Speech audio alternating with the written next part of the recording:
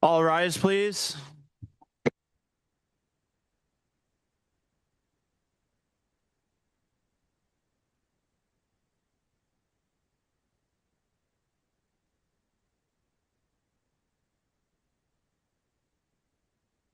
Good morning, everyone. If you could please join me for O Canada, followed by a moment of quiet contemplation.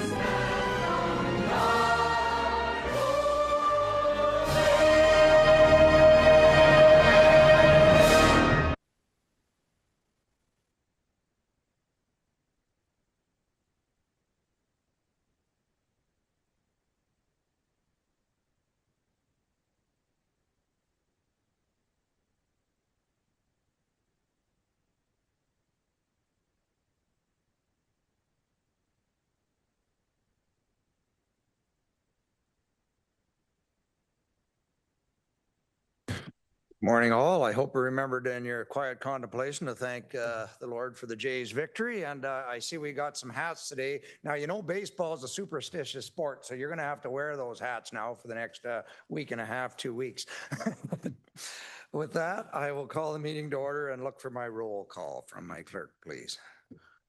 Thank you, Warden. Good morning to members. We have all members of council in attendance. And that'll be all. You have your quorum. Thank you, Warden. Thank you. So I'll look for approval of the agenda. Councillor Dolan, please. Thank you, Worship. Moved by myself and seconded by Councillor Leduc that the agenda for October 21st, 2025 meeting of County Council be approved. Any questions arising from the agenda? I'll remember to look on screen as well. I'm not seeing any, so all in favor? That is carried. Thank you. Do I have a disclosure of pecuniary interest by any member of council? Not seeing any, but if you find yourself in that situation later, please declare it at that time. Presentations and delegations, we have none. Consent agenda, Councillor Burkett, please. Thank you. Good morning, Your Worship. Moved by myself, second by Councillor Norcross, that the Council communications and proclamations October the 7th, 2025 to October the 20th, 2025 have been given due consideration be received. Any questions arising from the proclamations? Not seeing any, so all in favor? That is carried. Thank you. Adoption of the council minutes and confirmation of the committee reports. Deputy Warden Coughlin, please. Thank you, Worship. Moved by myself, seconded by Councillor Gordon, that the following minutes be confirmed and adopted, and Committee of the Whole reports be confirmed. County Council minutes, October 7th, 2025. Committee of the Whole report, October 7th, 2025. Committee of the Whole confidential report, October 7th, 2025. Proposed municipal boundary adjustment, municipal meeting, special council minutes, October 14th, 2025. Thank you. Any corrections or omissions or anything you've seen in the minutes? Not seeing any, so all in favor? That is carried. Thank you. And presentations and considerations of the Committee of the Whole reports. We'll start with Chair Evans, please. Performance. Thank you, Warden. Good morning, Council. Moved by myself, seconded by Councillor Norcross. The motion is that the performance management recommendations contained within the Committee of the Whole report dated October 7th, 2025 be approved, including the confidential item. Warden? So is there any items on performance management that want to be pulled for a separate vote? I'm not seeing any, so all in favor? That is carried. Thank you. And now Human Services Chair Measures. Good morning, Your Worship. Thank you. Committee of the Whole Report for Human Services. The resolution will be moved by myself and seconded by Councillor Brian Smith that the Human Services recommendations contained within the Committee of the Whole Report dated October 7, 2025 be approved. Any items to be pulled from Human Services? Not seeing any, so all in favor? That is carried as well. Thank you. And now Chair Dolan, please.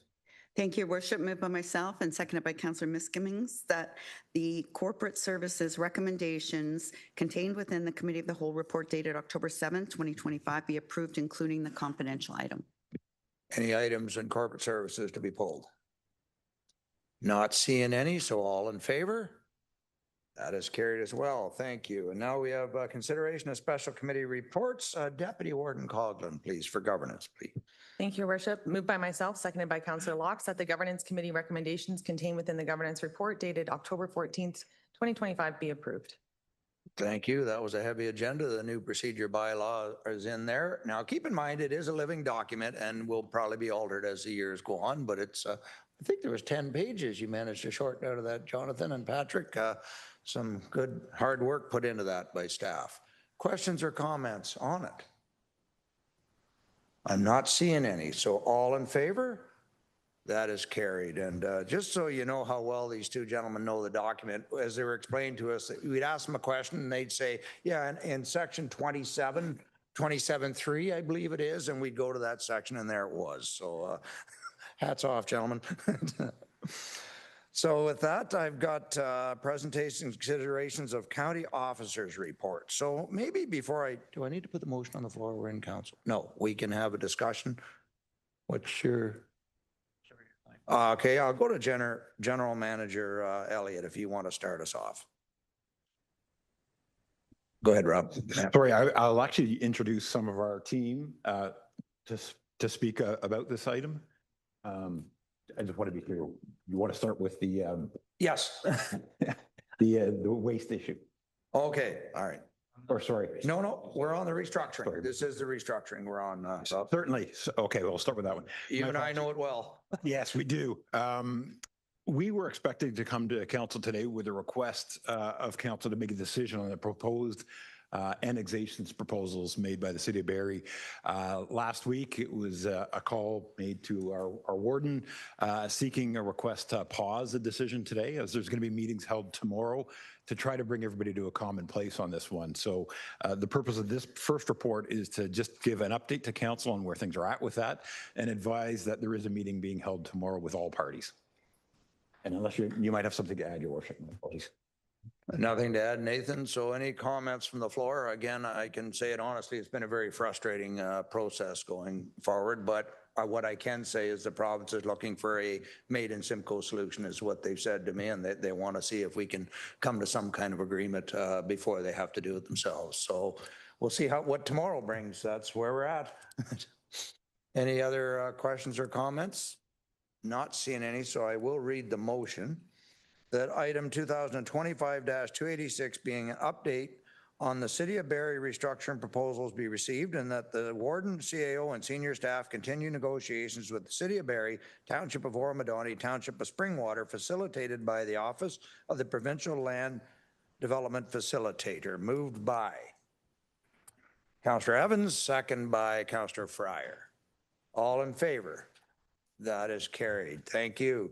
And now the next one, General Manager Elliott, is the waste one. This should take no time at all. Waste governance.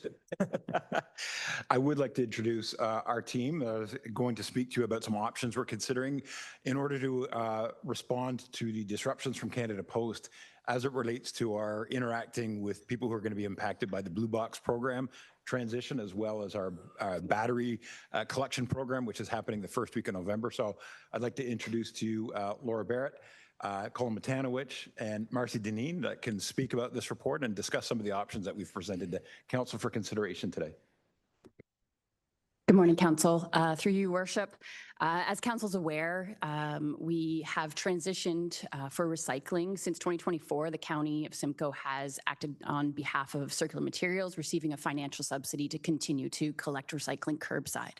As of January 1, 2026, this will now be moved fully to Circular Materials Ontario, who has contracted Amterra Environmental as the collection contractor. One thing to note for residents is that any time that there is a change of collection contractor, we request that residents be patient. The collection contractor's learning the routes, they're getting used to servicing all the residents in the County of Simcoe, all the nuances of the different roads, that sort of thing. So that is one of the messages that we will put forth.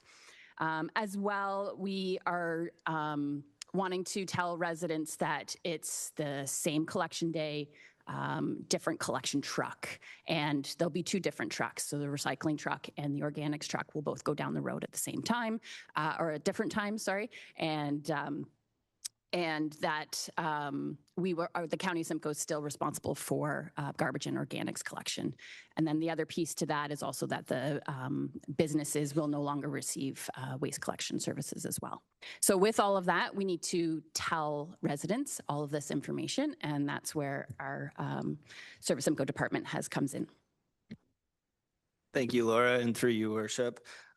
This report outlines 3 updates, and it is in relation to the Canada Post work stoppage and some of the impacts we're having and some direction that we're seeking in relation to that. So the first part of the report is about recycling change, and that's where we're specifically seeking some direction and perhaps some input on budget. The second part is a quick update on our outreach to businesses that will start in the next few weeks. And the third part is an update on battery bags, again, impacted by Canada Post work stoppage. So the direction we're seeking today is about the residential communications, which is a large campaign. Over the past 2 years, for context, we've gone out with a number of news releases. There's been staff reports and updates to municipalities about the change forthcoming. As you know, over the last few months, we've received new information, and I believe that the CMO, the organization managing recycling, has now finalized what they're doing, we hope. Our final wave has really started of communications, and in that wave, there's been 3 communication phases. So one started at the beginning of October. Our second one will start later this week, and that's really our largest. And then a third one right through the Christmas holidays, the holiday season, when the change actually takes place. But part of this wave 2, included a mailer. And we have typically always sent out a mailer to ensure that all residents are receiving the information. We think that helps with awareness, they're understanding the project. It also helps with a bit of reputation, call volume, and assist your municipalities when information comes to them, and yourself if you're out in the communities. So we've always included a mailer, but obviously with the Canada Post work stoppage, there is a risk to that this year, and we are seeking direction. So within this report, starting down on page 2, you'll see a list of 3 options, and Marcy Deneen will walk through those. But just for a bit of context as well, we looked at a number of different options and narrowed it down just to these 3, just based on timing, ability to execute logistics, costs. So we think these are the 3 most viable options, and what we'll be looking for is which option you would like to choose. And obviously, if there is a budget, option 1 includes an increased budget, we would want direction on that. So I'll pass it over to Marcy just to talk about the options. Good morning, through your worship. So as Colin mentioned, we did look at a number of different opportunities. Traditionally, when we market to the residents, we have a touch point at each home. So some type of mailer, one opportunity. The schedule outlined all the other marketing, and it's a robust marketing campaign, as Colin mentioned, phased out. But with the volatility with Canada Post currently, rotating strikes, they cannot tell us or confirm if we'll be impacted by a rotating strike in that time frame. And they previously targeted unaddressed ad mail, which is how we communicate to our residents in the most cost-effective way. So this being a big change for our residents and looking at how we traditionally communicate with them, we've done some research, and there's 3 options for direction. You can give us direction on which way you'd like to go, because there is financial implications. If you look at option 1, that is a home delivery, but through a third-party contractor, not Canada Post, because that puts us at jeopardy with Canada Post. It's the most budget impactful piece. We would do a door hanger that would go door to door. There's also risks with that because there is a high cost attached to it, and people may discard it. We also looked at hopefully trying to put it right on the recycling bin, not an option. We're running into a time frame challenge right now with the execution of January 1st. So the first one does have the largest budget implication, but it gets a piece of information to each door. The second option is status quo. We roll the dice and we put it through Canada Post as unaddressed ad mail, potentially putting us at jeopardy for it to not be delivered on time, for it to be held and delivered. We don't know when. So that is a challenging piece, but that is a budgeted, was budgeted in 2025 to execute, so there's no budget implications. And the third one is do no mail delivery. Don't roll the dice, don't do it. Take the allocated funds and reallocate them into the schedule that was attached to enhance marketing. So there's a very robust plan there, and we could look at those pieces, but we don't reach a certain audience that potentially isn't on social media, that maybe a more senior audience where the door-to-door does. So those are the three that we'd like direction on if we want to spend the money or how we want to approach this. Thank you. Thank you. So yeah, I won't read the motion because we need one of the options put forward. So I will look for discussion. Councillor Bell. I think at this point, I mean, with postal services being kind of unsure of the future of what's happening, I think we should just save the money, go to option 3. I think it's a time we could actually add to that, maybe look at our lower tiers and have our lower tiers help with their communication from each municipality as well as the county. And if we approach it that way, we're going to hit a lot more people if we do a team effort on this. But I think that's the best option at this point. Thank you. Councillor Evans. Thank you, Jordan, and through you. The question just to the panel, have we investigated leveraging existing lower tier what we call resident panels? We have in Tiny Township, I connect tinyconnect.ca. I know we have about 5,000 subscribers on that. Is there an opportunity from a Simcoe level? I'm sure I can speak for Tiny that we'd be happy to send out those messages on tinyconnect.ca. I know it doesn't say cover everybody that doesn't have. Some people may not have internet. I don't know who those people may be, but there are a few that don't. But I'm sure we could hit, I think, 80% of the people in our community by leveraging your message through ours, and I'm sure other municipalities would be open to that as well, and save on the approximately $525,000 hit that we'd have otherwise. So I just wonder if that's been investigated. I'll look to Colin. Go ahead. Through you, Your Worship, and thank you, Chair Evans. Yes, as part of phase 1 and prior to that over the last 2 years, we've engaged the municipalities. Later this week or early next week, we're putting together municipal kits. Most of that information is going to focus on the impact to businesses because we're really trying to get to the BIAs, the chambers, but it also is all inclusive. So our plan is to engage all of our communication colleagues at the lower tiers, their clerk's offices and their public works departments to let them know the information. On November 12th, sorry, I had to think about the date there, we are going to be inviting municipal representatives, BIAs, and Chamber of Commerce reps, as well as other business leaders to join us for a town hall where we're going to give them more information. So yes, we will be providing a package to them. Supplementary. If I could, just a quick one, just to comment as well. I just want to add, I know that in our announcements section, like we do here, the upper tier, lower tier, the press tend to be in our audience and are very open to passing those messages along as well. So I think I'd suggest to all of us at our next upcoming meeting to include that information under our announcements.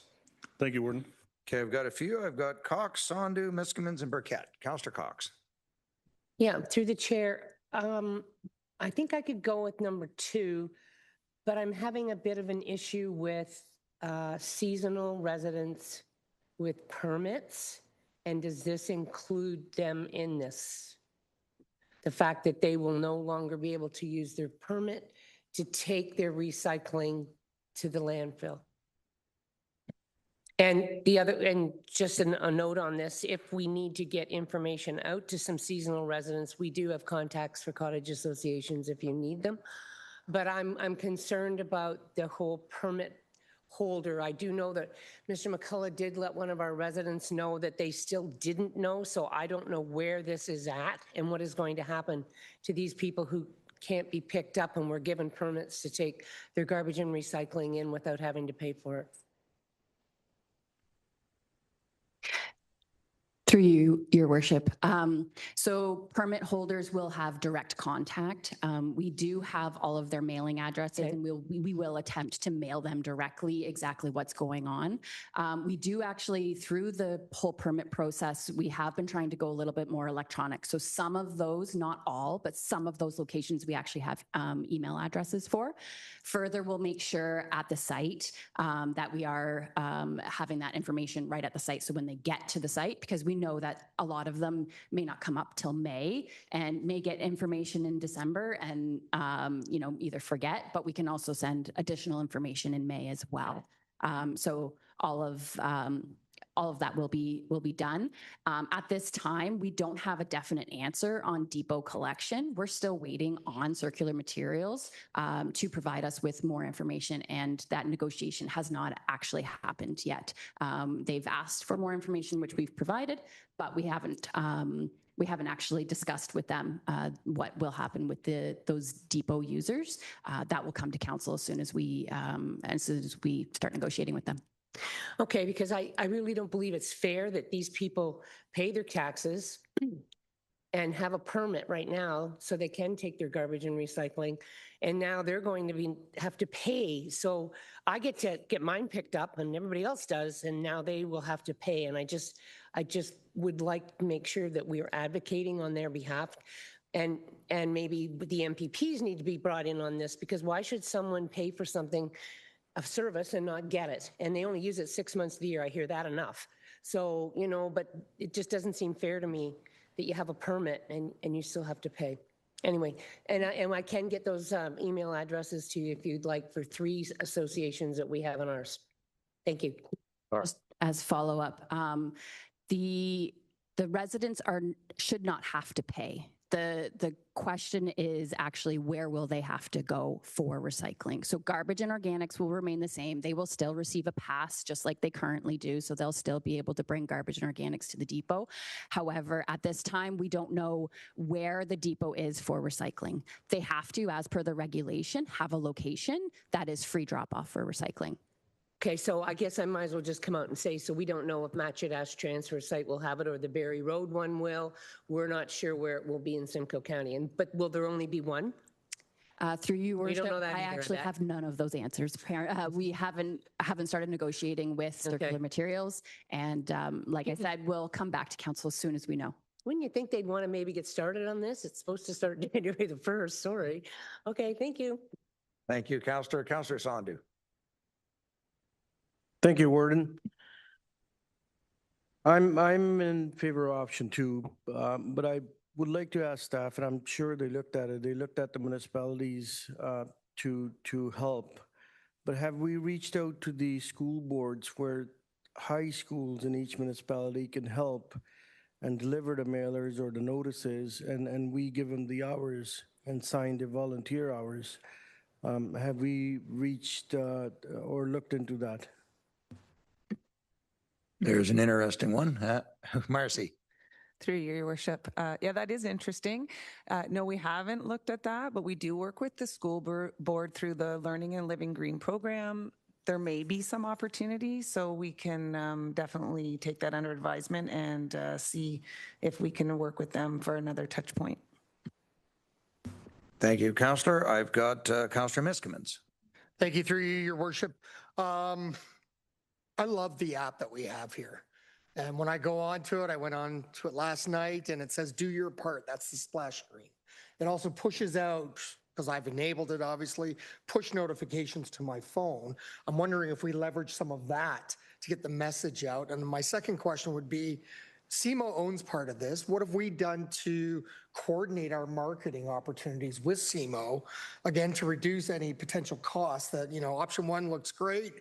However, CMO has some skin in the game here too. So instead of each one doing desperate little, or disparate, sorry, not desperate, disparate marketing initiatives. If we're partnering like we should be, which I think was the intent of the Ontario government taking over this, we can reduce costs through our own synergies. So just wondering if there's been any contact with CMO around coordinating marketing together, because I'm sure other regions, other areas are all in the same boat. How do we get a message across when we know that there's a potential Canada Post disruption?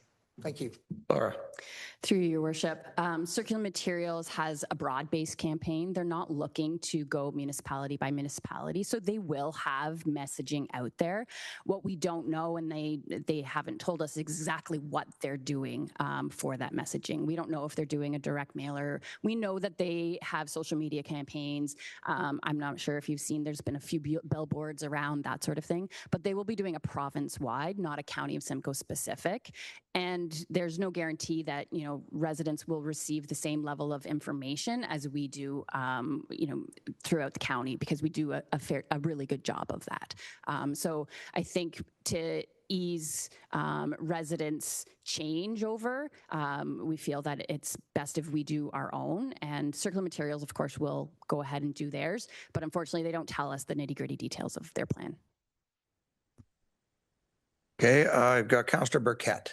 Thank you, through your worship. And this, it may have been the report, but I don't remember reading it anywhere. Have they told us, are they using their own bins? Are we giving the blue bins that we have from the county back? Like, do we know that yet? Do we have any idea what's going to happen? Laura, I see you're nodding. Through you, your worship, they're going to use the same carts as are currently. So we're actually selling them those carts. They are purchasing them from us. They will be the owners of that. And so going forward, if a cart is broken or needs maintenance of that sort of thing, residents are to call Mterra directly. We have that information that we're actually putting out there to residents as well, is to contact Mterra specific with anything cart related, or even with missed collections, that sort of thing. So all the carts, they'll remain exactly the same. So the hope is that residents won't see much change as of January 1. They're going to put the cart out at the curb like they always do. It's hopefully going to get collected like it always does. And it'll just be, if they have an issue, it'll be a different contact information for specific to recycling. So. If I may add on that, just one point that you may see over the coming years, and one of the options we did look at when I said we were looking at them, is that we recognize the carts also have a county logo on them. And we have kind of struggled with this probably for about the last year and a half, and looked at costs and options to kind of cover the logo. But that's also why we feel some of the communication to inform residents around where they can go for information if there are impacts will help the municipalities, help the county, help you, also help residents, so they have that. So that is one of the things that we've very much looked at. Some costs to correct that going forward was significant. So that's why you don't see it in this report. Okay, do I have any other comments? We will need an option. I've heard more folks for option 2 than I have anything else. So I got Councillor Fryer and Councillor Snell here, and we'll go. Thank you, Warden, and really appreciate the update from staff in this. Councillor Evans was mentioning about the media paying attention, and a latest article just came out yesterday in the local media for us. And Manager Barrett's quoted in it and does a very good job of explaining things. And what I was going to ask is, because I'm not sure that Manager Barrett's had a chance to see the article that came out yesterday, I'm assuming if there was anything that you identified that wasn't correct in the story, you'd let us know. And it doesn't look like there was. And so I'm just asking that if we can be kept aware. And then the question I was going to ask was, do they have kind of an idea from a target date standpoint? I think the virtual town hall is an excellent idea because there may take more than one meeting. So I'm just wondering what the timeline of the virtual town hall, and then I can let our staff have a little bit of heads up. Colin? Yeah. Through your worship, and thanks, Councillor Fryer. We're looking at November 12th right now to reach out to municipalities and then a second call that day for BIAs and chambers. We were hoping to do this meeting today, get direction, finalize our plans on the next wave, and then we'll send out invites for that call. Right now, though, to answer your question directly, just the one call, and we can assess if we get closer, perhaps in early December if we do a second. That's great. Thank you, Warden. Okay, Councillor Snell. Thank you, Warden, through you. I would be more in favor of number 3 as an option. I think the situation with Canada Post is just too risky.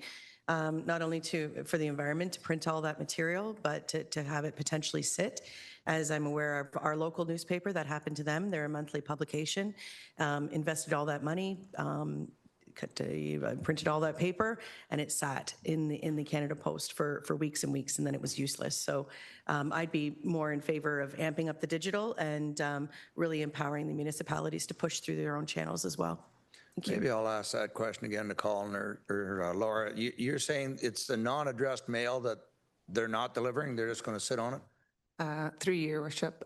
It's not that simple. So previously in the first work stoppage, they focused on unaddressed ad mail. So that would be anything that came to your door, not in an envelope, not without your address.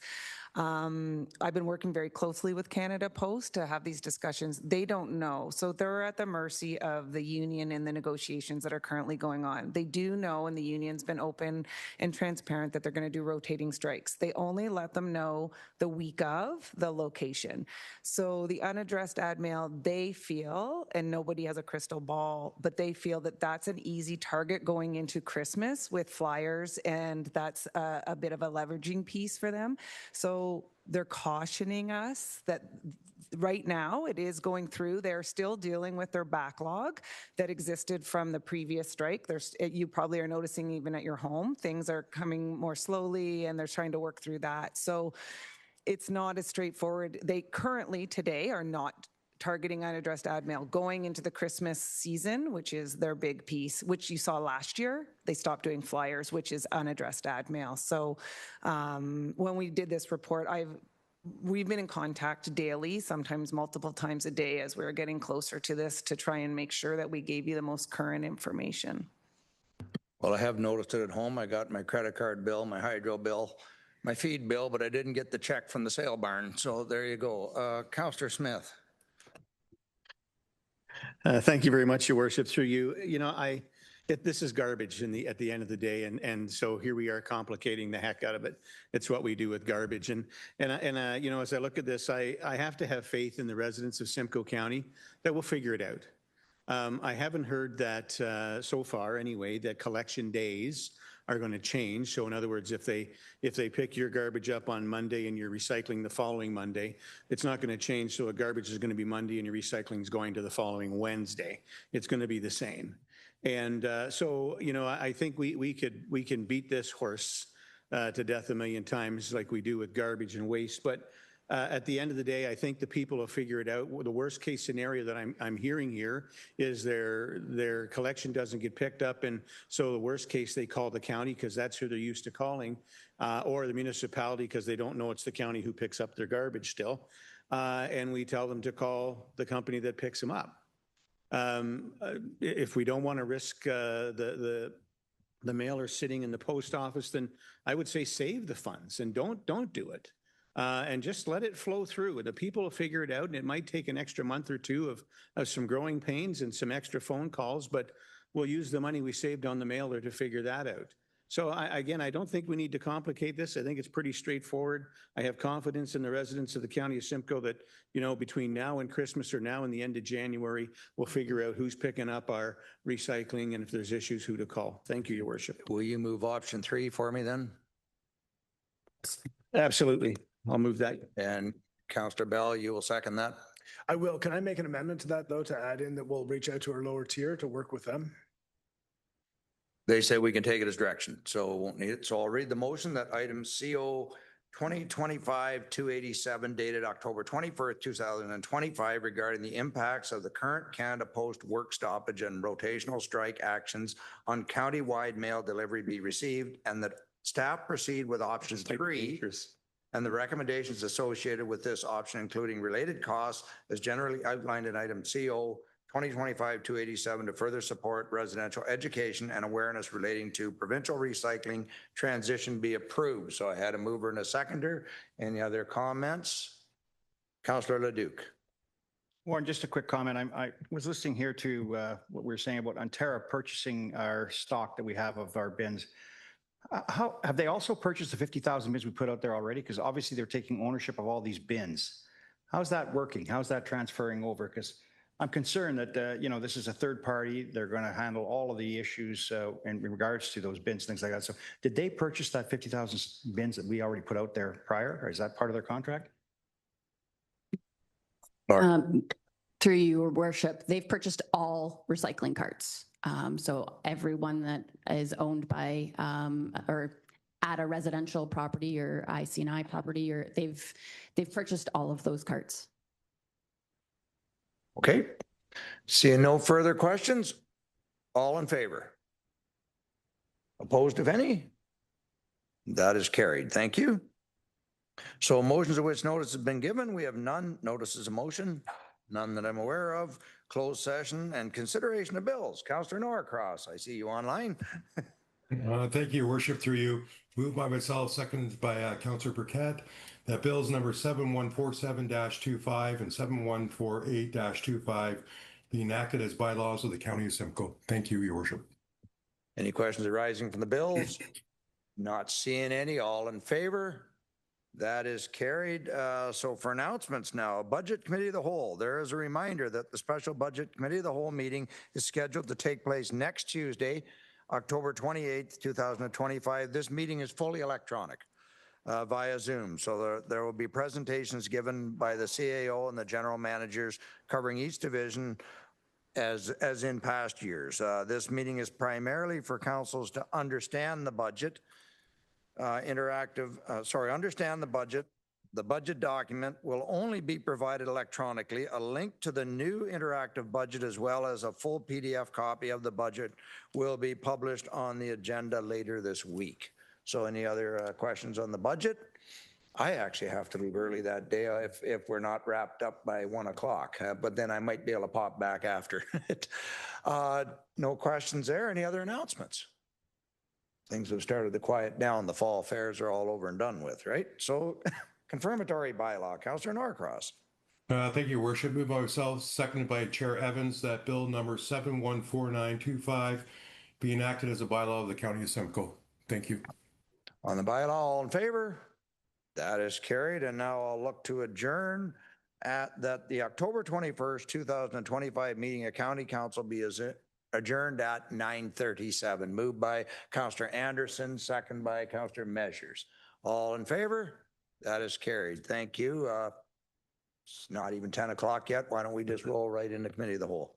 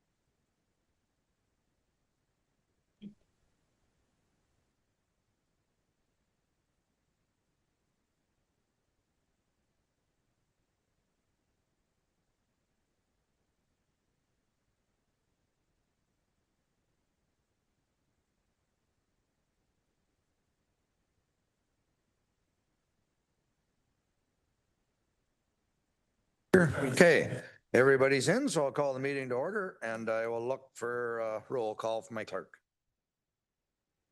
Thank you, Warden. So we have full attendance by members of council and we have the 6 city reps in attendance and you have your quorum. Thank you. Thank you, Jonathan. So I'll look for the approval of the agenda. Councillor Dolan. Thank you, Warden. Moved by myself and seconded by Councillor Van Stavern.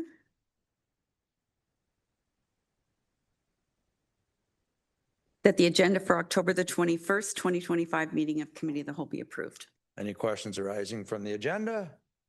I'm not seeing any. All in favor? That is carried. Thank you. Do I have a disclosure of pecuniary interest by any member of council? Not seeing any, but if you find yourself in that situation later, please declare it at that time.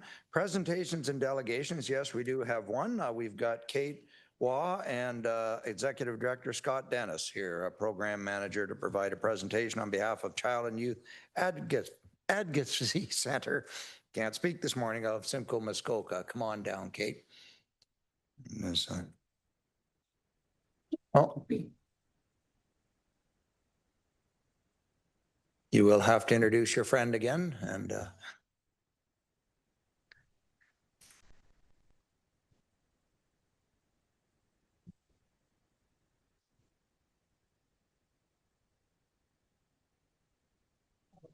so whenever you're ready. Thank you very much for having me here, Your Worship, councillors and staff. This is Beacon. So Scott didn't come with me today. He had to go do some training. Beacon is one of our facility dogs, and my name is Kate, and I'm the Executive Director of the Child and Youth Advocacy Center. At the Child and Youth Advocacy Center, we bring together a whole team of trained professionals to support children, youth, and their families during violence and abuse and trauma. Do I get to pick? Oh, no. There we go. Thank you. So what we do at the Child and Youth Advocacy Center, we are initiated by Child Protection and Police. We work all over Simcoe, Muskoka with 16 different police detachments, both Child Protection Services and all the community referral partners, mental health specialists, and medical specialists in our entire region. When there is suspected child abuse, neglect, or exploitation, then the Police and Child Protection Service, they contact us. They do the investigation and interview the kiddos and the family at our centers. There's lots of reasons for that. One of the reasons is a joint investigation this way helps so that the kiddos only have to tell their story once and not repeat it over and over and over. We know that by repeating it, it often re-traumatizes the kids. As well, we're a trauma-informed space. We have toys, snacks, an interview room that it looks like a living room with state-of-the-art forensic recording equipment, and most importantly, our dogs. So we have facility dogs that we have a brick and mortar building in Barrie, brick and mortar building in Aurelia, and we travel all over Simcoe, Muskoka with a van, and we also have mobile recording equipment, and we bring the dogs with us. When they come to our center, they're met by an advocate at the door. The advocate tells them right away, I am not child protection, I am not police, which is very good for some of our more resistant population, and says to them, I'm here simply to support you and to help you navigate an extremely difficult situation and an extremely fragmented service. I always press the wrong button, sorry. There we go. So last year, we served over 800 local children, youth, and their non-offending family members. And like I said, we work with absolutely everybody that works with kids in our region. We really positioned ourselves as the hub so that we can help coordinate all their services. This is an internationally recognized model. It is mandated as an essential service in Europe. It's mandated as an essential service in the United States, and we're working on that diligently here, but we're across the country in Canada. The reality is that abuse is extremely prevalent, and it's getting much worse as poverty and things deepen in our society. 1 in 3 girls and 1 in 5 boys will experience an unwanted sexual act before the age of 18. And when a survey was done more recently from Canadians who said that they had experienced abuse, and only 10% of them said that they reported it, which means 90% are going unreported. Over 60% are under the age of 18. With sexual abuse and human trafficking, I'm not sure if you know, but in Ontario, from Toronto to North Bay, 67% of all human trafficking cases in Canada happen here. So it's right in our backyard, and it's an extreme situation that we are dealing with. And not just the human trafficking, but I'm sure you also know that online exploitation is absolutely gone rampant, and it's all over the place. Police are constantly stuck now dealing with trying to figure out if something is an AI-generated image or if it's real. We exist exist to make sure that these kids have a safe place, one safe door to be able to tell their story, and there's all the wraparound supports that they could possibly need for them, their families, witnesses, siblings, caregivers, anybody they need to make this go away in our county, in Simcoe County. We have several different programs. So the first is our advocacy program that I described. We also, because we're a wonderful grassroots, I was a teacher for 22 years, and it's so nice for me not to have all the red tape. So when we see an issue, we fix it. So there was a lot of people sitting on wait lists for counseling, and then a lot of people that just didn't fit the mold. So we've started our Bridging Support to Wellness, where we'll take in anybody that can't get counseling somewhere else. A lot of times we're finding there's not a lot of places for caregivers to go, and to be able to support your kiddo through that trauma, you definitely need that help. We also have Common Ground, which is a youth group for female identifying folks aged 12 to 18. We bring them in for 7 weeks. We bribe them with food and gift cards and all the things possible, because they can often be a resistant population. And we teach them about healthy relationships and boundaries and consent and social media. And we just received a grant from the Ministry of the Attorney General to be able to work on a boys prevention program, because that is definitely lacking and essential for this community. We do our mobile forensic interviews so that travel is not a barrier for our vast region. And we just took from the Ministry of the Attorney General the court support program. So that's the Child Victim Witness Support Program. We're managing it for them now. That means we can support kiddos right from the moment of disclosure all the way to the end of their court case, which can be years and years in the future. And then we have our wonderful facility dogs. Scott had to go train with our brand new third one we're very excited to have.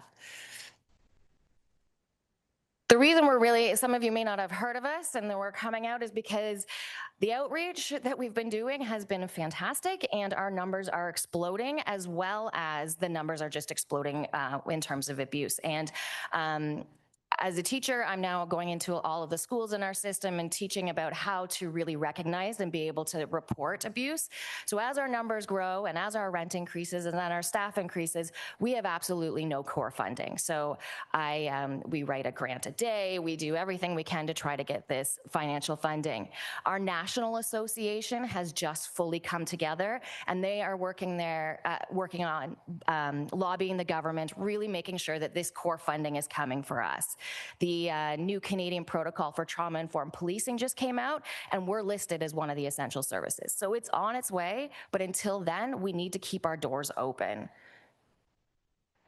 So we are respectfully asking $54,000 from, and we'll take anything, beginning in 2026. We come to that number by looking at there's approximately 2,700 children and youth in Simcoe County that would be affected by abuse, based on the number of kiddos under 18 and the percentage.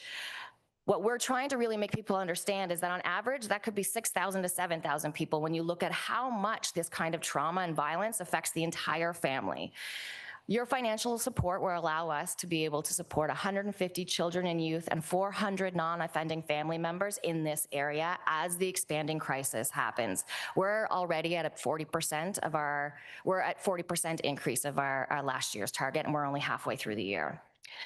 We are also looking, and we're always here to do these kinds of presentations so that people know that we exist, so that you know that if you have somebody in your life or somebody that could use the help, and we want to get that information out to families and kiddos, that we're here. So that is our ask, and thank you for listening. Any questions from council members? Thank you. Councillor Snell. Thank you very much for your presentation. And I really have such high respect, as I'm sure everyone here does, with the work and services that you provide. I agree that they're absolutely essential. And as the digital world expands, and especially through COVID, we saw trauma and crisis and abuse exponentially grow. Mm-hmm. And you mentioned a very scary stat that we are 3 times higher than the national average. What do you attribute that to based on your experience, please? It's the 400 series highways and all the hotels along the highways. Now, we are wondering, there's a lot of query about how that's going to change in the next couple of years, if those numbers will adjust. A lot of human traffickers are finding unfortunately, the age that gets the most money right now is is 9 to 12-year-olds. So they're finding that it's easier to keep them at home because there's too many people looking for them if they take them away from their home. So instead they stock their schools, they get video, they do all these things to be able to coercively control those kiddos. So those numbers might change, but regardless, it's in our backyards. It's not happening somewhere else. It's happening right here. Supplementary, yes. Supplemental, thank you, Warden. And again, I think what you're doing is again, absolutely essential because in Wasaga Beach, we had the privilege of hosting Carol Todd early on in our term. And when I went to the schools to get the buy-in, because that's where the students are, that's where the population is, there was a lot of resistance because it's an ugly subject. And I can appreciate it makes people uncomfortable, but somebody has to be talking about it. Somebody has to be educating and empowering our youth and our parents to help protect our youth. So I fully support your request. Thank you. Thank you very much. Yes, it's been a lot of work to get in. Thankfully, I had those connections. And what we're really trying to do is make sure that we're educating the teachers. They are the front line. So it doesn't need to be me as a stranger going into a school, doing a big presentation and then leaving. That means I've connected with those kiddos and now they can't connect back with me. So it is about educating the teachers, and we're always trying to get in front of parent groups just so that you know what the signs are. They're obvious once you know about them. And so it's so helpful to have everybody educated in it. Yeah. Councillor Smith. Thank you very much, Your Worship. I'm sure everyone else in this room is as shocked at these numbers. These are staggering numbers. We're sitting here listening intently to your presentation, and Councillor Miskimins and myself are looking at each other just dumbfounded by these numbers. $54,000 a year for everyone in this house is based on 2,700 children, is $20 a child. Gosh, you spend $20 to buy a pop and a bag of chips today. So it is almost next to nothing. And I want to commend you for the job you do and for the presentation. And really good to hear that you're now working as well on having those supports for young boys as well. Because throughout the county of Simcoe, especially young boys and men in crisis, there is very little to nothing for them as well. And so glad to see that you're having the forethought to think about that far in advance of whatever. The other thing I would say is, how can we advocate for you as well as the county to the province? At the end of the day, it's the province who looks to be using you the most at this point. And, I look at this the same as I look at hospice. Why aren't we funding these organizations provincially? You're waiting for core funding, and that's just shocking to me. This is a no-brainer. The core funding should have been there almost immediately. So great on you and your team for what you do. I support this wholeheartedly, and that's a great job, boy. It's well behaved. Well said, Councillor. I was thinking the same thing, and you said it when, no hands went up because we're all shocked. Now, I did see your presentation at Romero, so a little bit prepared, but it is shocking news. Good timing. We're about to head into budget. And what I was going to suggest today is we have staff prepare a report on this, which I see Mina nodding, even including how we can help advertise and advocate for this group as well. So is there any other questions? I'm not seeing any. So Jonathan, do you have a motion for me to go ahead? Yeah, if there was a desire to refer the request to staff, the motion could read that the presentation and funding request from the Child and Youth Advocacy Center, Simcoe, Muskoka, be referred to staff for consideration and report back. We need a mover and a seconder for that. Councillor Dolan said she'd move it. Councillor Sandu, thank you. And I know lots of hands went up wanting to support that. So all in favor of that motion? And thank you for coming here today.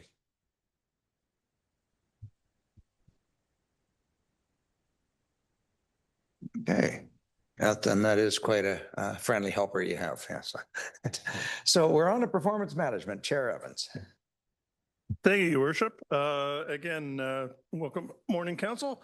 The item before me today is with regards to Simcoe County Archives operations in Q3 of 2025. Matthew Fells is here. A number of us were present, I believe it was October 7th. We had the formal grand opening across the street. See the new facility, very impressive. Those of you that have not been there, certainly I want to go back and spend some more time. some very interesting information. I frankly didn't realize how many photographs you have, Matthew, and how many, I think all of us, especially in Simcoe County, love our communities and love to look at old photographs and see what the yesteryears were like. So great facilities. So, and a lot of great, and I see you're already going gangbusters already, bringing in linear feet of information. So very good. Okay, any comments, questions on this item? Mover and a seconder, please. Councillor Cabral, seconded by Councillor Norris. Thank you so much.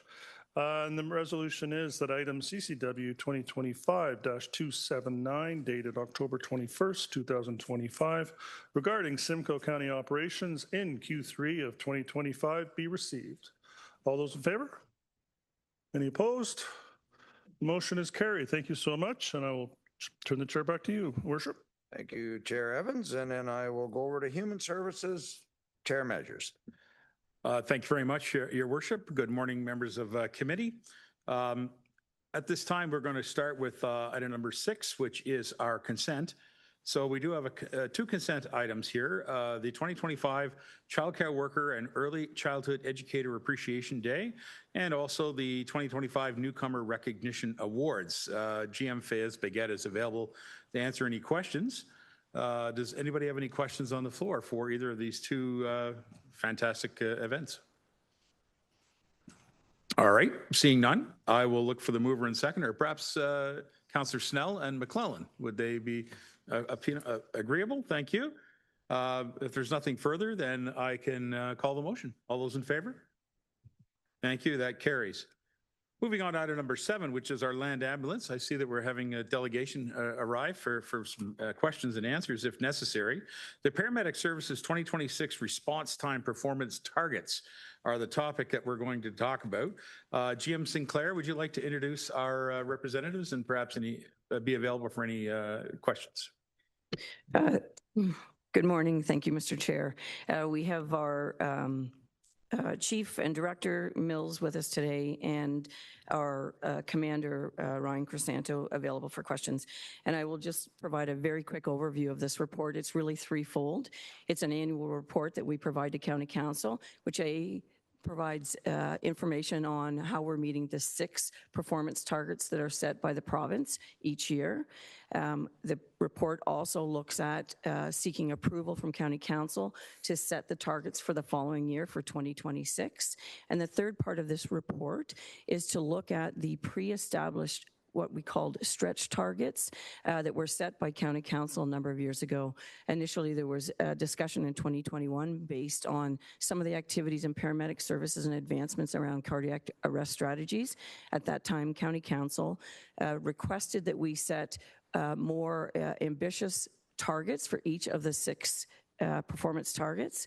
And there was a transition period where they were increased slightly from 2022 to 2024. County of Simcoe Paramedic Services did move to those transition targets. And then the final component was what we called stretch targets. So those were higher targets set for each of the 6 performance metrics. Given the introduction of the MPDS, the dispatch software, we are recommending to County Council that those stretch targets be rescinded at this time, given that the new MPDS standards that have been set by the province actually conflict with some of the existing targets. So some of the lower acuity calls, for example, which we would call yellow, green, or orange, the new target times for paramedic services across the province are now 1 hour, 2 hours, or 3 hours. So they're in direct conflict with the existing targets and the stretch targets. So with this report, we can see our performance in the 5 paramedic-specific targets significantly improved. Sorry, I've got a mouthful today. Improved this past year. So we're very, very pleased with that. We've seen a steady increased the last 2 years. I will note that the all response, the first one to cardiac arrest, which is not just paramedics, it's essentially anyone that arrives to someone that's had an arrest, cardiac arrest with a defibrillator, is slightly lower at this point. However, the data set is incomplete in this area. There are a number of fire services that we work with that have transitioned to a new software program, and we're working with them to actually extrapolate the data. So we don't have a complete data set. We've seen improvements in this area, so we anticipate when we get the full data set, it will be in line or close to being in line with our set target. So I will stop there, and we're happy to respond to any questions. Thank you. All right, thank you. Perhaps I'll just go to Chief Mills. Did you have anything you want to add to the GM's presentation? Thank you. No. All right, then I'll go to the floor. Councillor Laux. Thank you, through the chair. Do you have a timeline when the new data is going to be compiled so that we will have proper numbers? Through you, Mr. Chair, I will look to the Director-in-Chief to comment. We have been in discussions with the Chief of Wasaga Beach, who has been working with us closely on this. We know work is underway, but I'll look to our Director-in-Chief to see if we have a timeline at this point. Through you, Mr. Chair. At this time, we actually don't have a timeline from the fire departments, but we are working very closely with them to make sure that they get online and that we can extrapolate their data in a more timely manner. All right, thank you very much. I see Councillor Follis. Is there others? Councillor Rawson, thank you. Councillor Follis. Thanks very much. Through the chair, just two questions for staff. One off the top was, could you provide a little bit of explanation in terms of stretch targets? What's the definition? Is this something unique to our county, or have other counties adopted stretch targets? And then the second question was just reviewing, it was page 3 of the report, and looking at response time performance targets in the graph there. I was curious, it did seem that cardiac arrest, the times had improved slightly, but the other categories, it seemed as if those had gone the other direction. Was that something intentional? Is that a slight blip? Maybe if you could provide any further information, that would be helpful. Thanks. Thank you, through you, Mr. Chair. The stretch targets back in 2021, Council had determined that we were progressing well with our response targets in each of these categories. And the categories are such that the province sets timelines. So for CTAS 1, the timeline is responding within 8 minutes. And then the service itself establishes what percentage of all of our responses to that particular level of call will get there within 8 minutes. So that's the essence of the actual establishing the response time targets. The discussion at the time was, given a lot of advancements happening in paramedic services and a lot of initiatives we were discussing or underway around cardiac arrest response, such as drone utilization, the use of volunteer programs and apps, et cetera, in future. I believe at the time, Council wanted us to look at extending those targets beyond what we were currently meeting, so that we would strive to increase or improve the percentage of time we're responding. So we termed those targets stretch targets, knowing that we're not currently meeting those targets. However, anticipating in future with continued advancements, we may at some point meet those targets. So that's kind of the definition. And the transition period, there were certain targets assigned as a 2-year or 3-year transition period, was to help us get there. So we did move to increasing our targets from 22 to 24, but for 2025, we have maintained through Council's approval the targets that we utilized in 2024, knowing that MPDS was going to be adopted and there was going to be changes in future. So that's the kind of the history and the definition. And in terms, I think you're maybe referencing table 1 on page 3. So if you look, the 2024 and 2025 columns, we've highlighted in yellow so they stand out a little bit. And those are our actual response times. So for 2024, we have a full data set. For 2025, we just have the first 6 months. And those are the typical timeframes that we review on an annual basis. And you can see to the immediate right, the column, those are our current targets. So you can see, as I mentioned, the cardiac arrest, that's the response, that's the all response. So that's paramedics, fire, even public access defibrillator could qualify those responses in that category. And that's the category that we have an incomplete data set just because of a transition. We don't have a time frame. I estimate we will likely have the data by the end of the year. We are working very closely with them, but you can see it's slightly lower, the percentage of time the all response attended cardiac arrest year over year. However, we've seen a steady improvement post-pandemic, both in our responses and in fire responses. So we anticipate we will meet that target by end of year when we've had the full data collected. The other 5, CTAS 1 to CTAS 5, those are technical terms for the level or the severity of the calls. So CTAS 1 is the most critical, the most serious type calls, and then it gets less serious with each subsequent number. So you can see we've got a really nice trend for all 5 of those categories in paramedic services. Both 2024 and 2025, you can see we're getting a greater percentage of our paramedics responding to those types of calls within those time frames. So that's the explanation of the chart. The stretch target piece, that's the very final column. Those are not our current targets. Those were set by County Council back in a 2022 report. And we're recommending at this point, given the changes with the MPDS dispatch system, and that the current targets, some of the current targets they've actually set under the new system are in direct conflict with these, that we rescind, we remove the stretch targets, we continue to monitor. We anticipate the province will complete the rollout of MPDS by the end of 2027. And at that time, we anticipate we'll receive a whole new set of performance targets. So we're recommending we wait until that point and then provide that information to council and reevaluate at that time.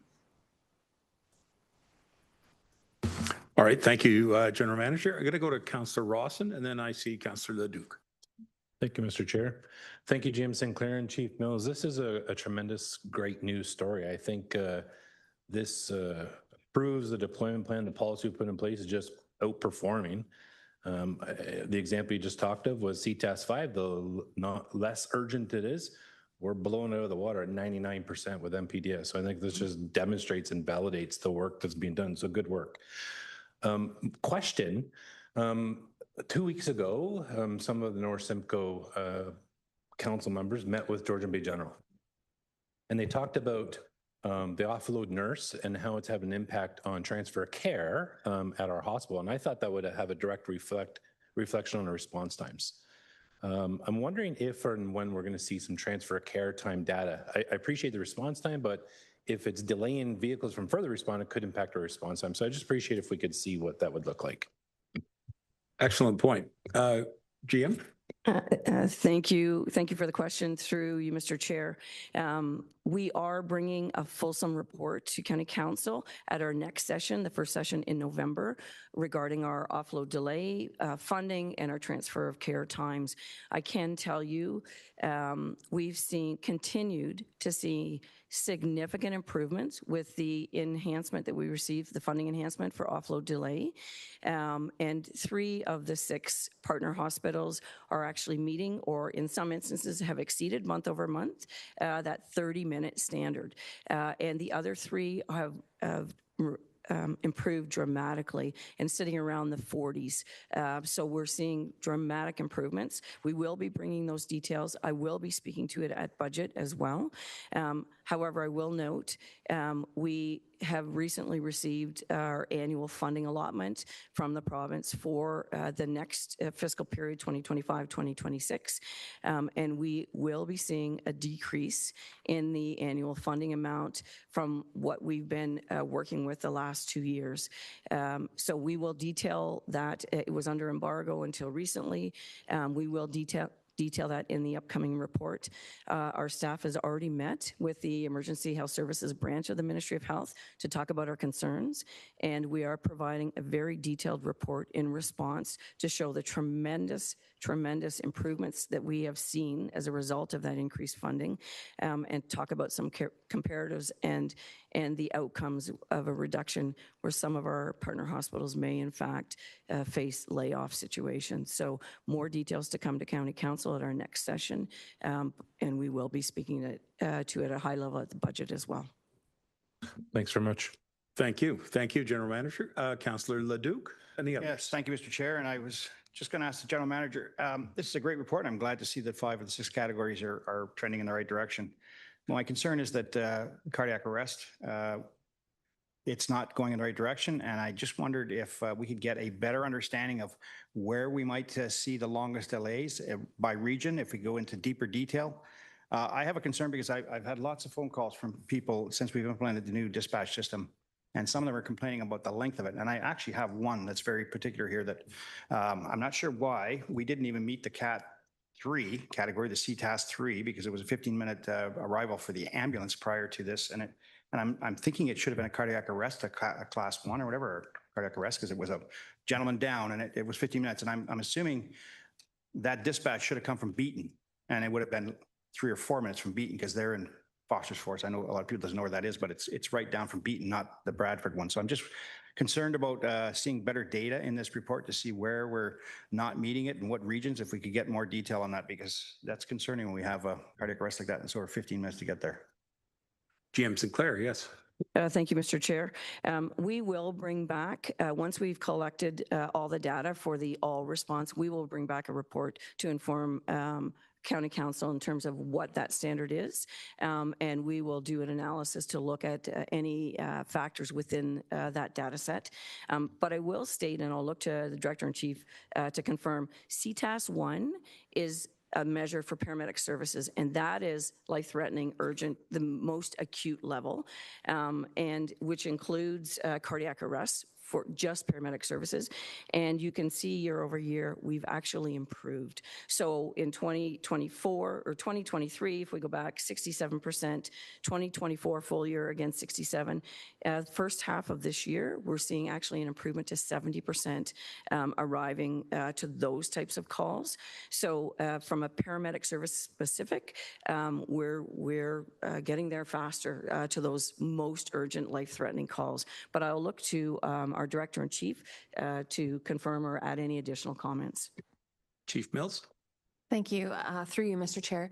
So when we talk about sudden cardiac arrests and we talk about, not meeting that target, as you've pointed out, some of it is outlined that we don't actually have the full data set yet, right? So we're still waiting on some of the data from fire to be updated, because it is an all-encompassing data set. So it takes in fire, pad uses, us as well. So the numbers could be a little bit skewed as of that.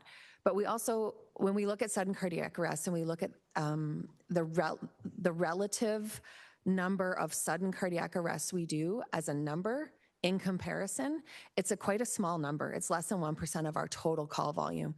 So when you're looking at that, the percentages can look skewed because of the relationship to the amount that we do, right? So when we look at it and we look at, there's a sudden cardiac arrest that happens in Bradford, and we have a car in Bradford that gets there, and it gets there in under 6 minutes. That's great. But if we have a call that's happening in another area in the county, that's a 20-minute response time because we're busy that day, that one call skews that data quite significantly. So there are some pieces in those numbers that are anomalies that do make that data look like we're not meeting those times.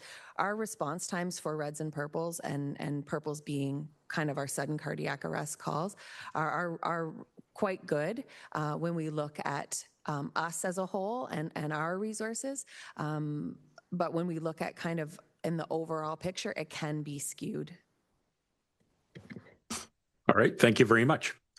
I'll look for other questions before we, yes, back to Mr. Follis. Sorry, just I want to kind of make a quick correction. I realized in my previous question that I had posed, I misinterpreted the grid, so my apologies to staff. Well done. All right, if there's nothing further then, perhaps I could ask Councillor Rawson to move this recommendation. And Councillor Follis, would you be comfortable with that? Thank you, sir. That item CCW 2025-283 dated October 21st, 2025 regarding the County of Simcoe Paramedic Services response time performance targets be received, and that staff maintain the existing response time performance targets for 2026, and that staff revoke the pre-established stretch targets and reevaluate following the provincial-wide medical priority dispatch system MPDS implementation as outlined in this report. Is there anything further? Seeing none, all those in favor, please. And that carries. Thank you very much, and thank you, Chief Mills, for your team. At this time, your worship, I would look for any other matters for consideration at this time for Human Services. Nothing's coming from the floor, so I'll pass the chair back to you, sir. All right, thank you, and I'll thank the city reps. I was going to take a break, but we're still moving along here, so why don't I turn it over to Chair Dolan, and we'll start, what is it, speed reduction and waste management again. Shouldn't take any time. Thank you so much, Warden. So we're on item 9.1, which is County Road 22 speed limit reduction, community safety zone line 4, Horseshoe Heights Public School area. Questions or comments from the floor on this item? Councillor Greenlaw, please. Thank you very much, Chair Dolan. Through you, I'm looking for some direction from the clerks as to, we've received a number of emails regarding the speed and where the Trillium Trail, where the increased 80 kilometers is prior to the entrance to that residential area. And is there any chance that we can put as part of this, or is it a separate amendment to have that 80-kilometer increased speed sign move to the other side of the entrance of the Trillium Trail? Jim Elliott. Thank you. And through the chair, I'm going to refer to Director Christian Mealy, who can speak to this. As you would know, we are undertaking the reconstruction of that portion as well. The thought had been we'd look at that extension or at least the assessment of speed limits during the reconstruction process. But I'll refer it over to Director Mealy right now. Thank you, GM Elliott, and through the chair, good morning. We did look at extending the zone an additional 150 meters further to the east, recognizing it's not a long distance, but it does create a bit of a challenge with what I'd refer to as zone creep. The report you see in front of you today is really trying to address the immediate area of the school and reducing the speed around the school directly adjacent to that frontage. And really what we tried to do is limit it to the area in the immediate area of the school. We did speak to many of the residents of Trillium Trail about a year, maybe more ago, when we were working on some property acquisition. And we did confirm that the speed limits would be adjusted once the construction of the roadway is complete and we reconstruct the roundabout at line 4. We add the off-road trail, which does get extended to Trillium Trail, and we really change the character of the roadway. That would be the most appropriate time to extend that speed zone past Trillium Trail. Go ahead, Councillor Greenlaw. Just a supplemental, and I appreciate the report and I appreciate the quick action you've done in addressing the school area. But I guess my concern is, to move it 100 meters or 150 meters, because the roundabout is still a couple years out, correct? So I'm just wondering, is this not something we could do? And if it would be something to be considered, would be an adjustment rather than prolong it until after the roundabouts are in place. GM Elliott or Director Mealy? I'll direct that back to the director. Thanks. Thank you, through the chair.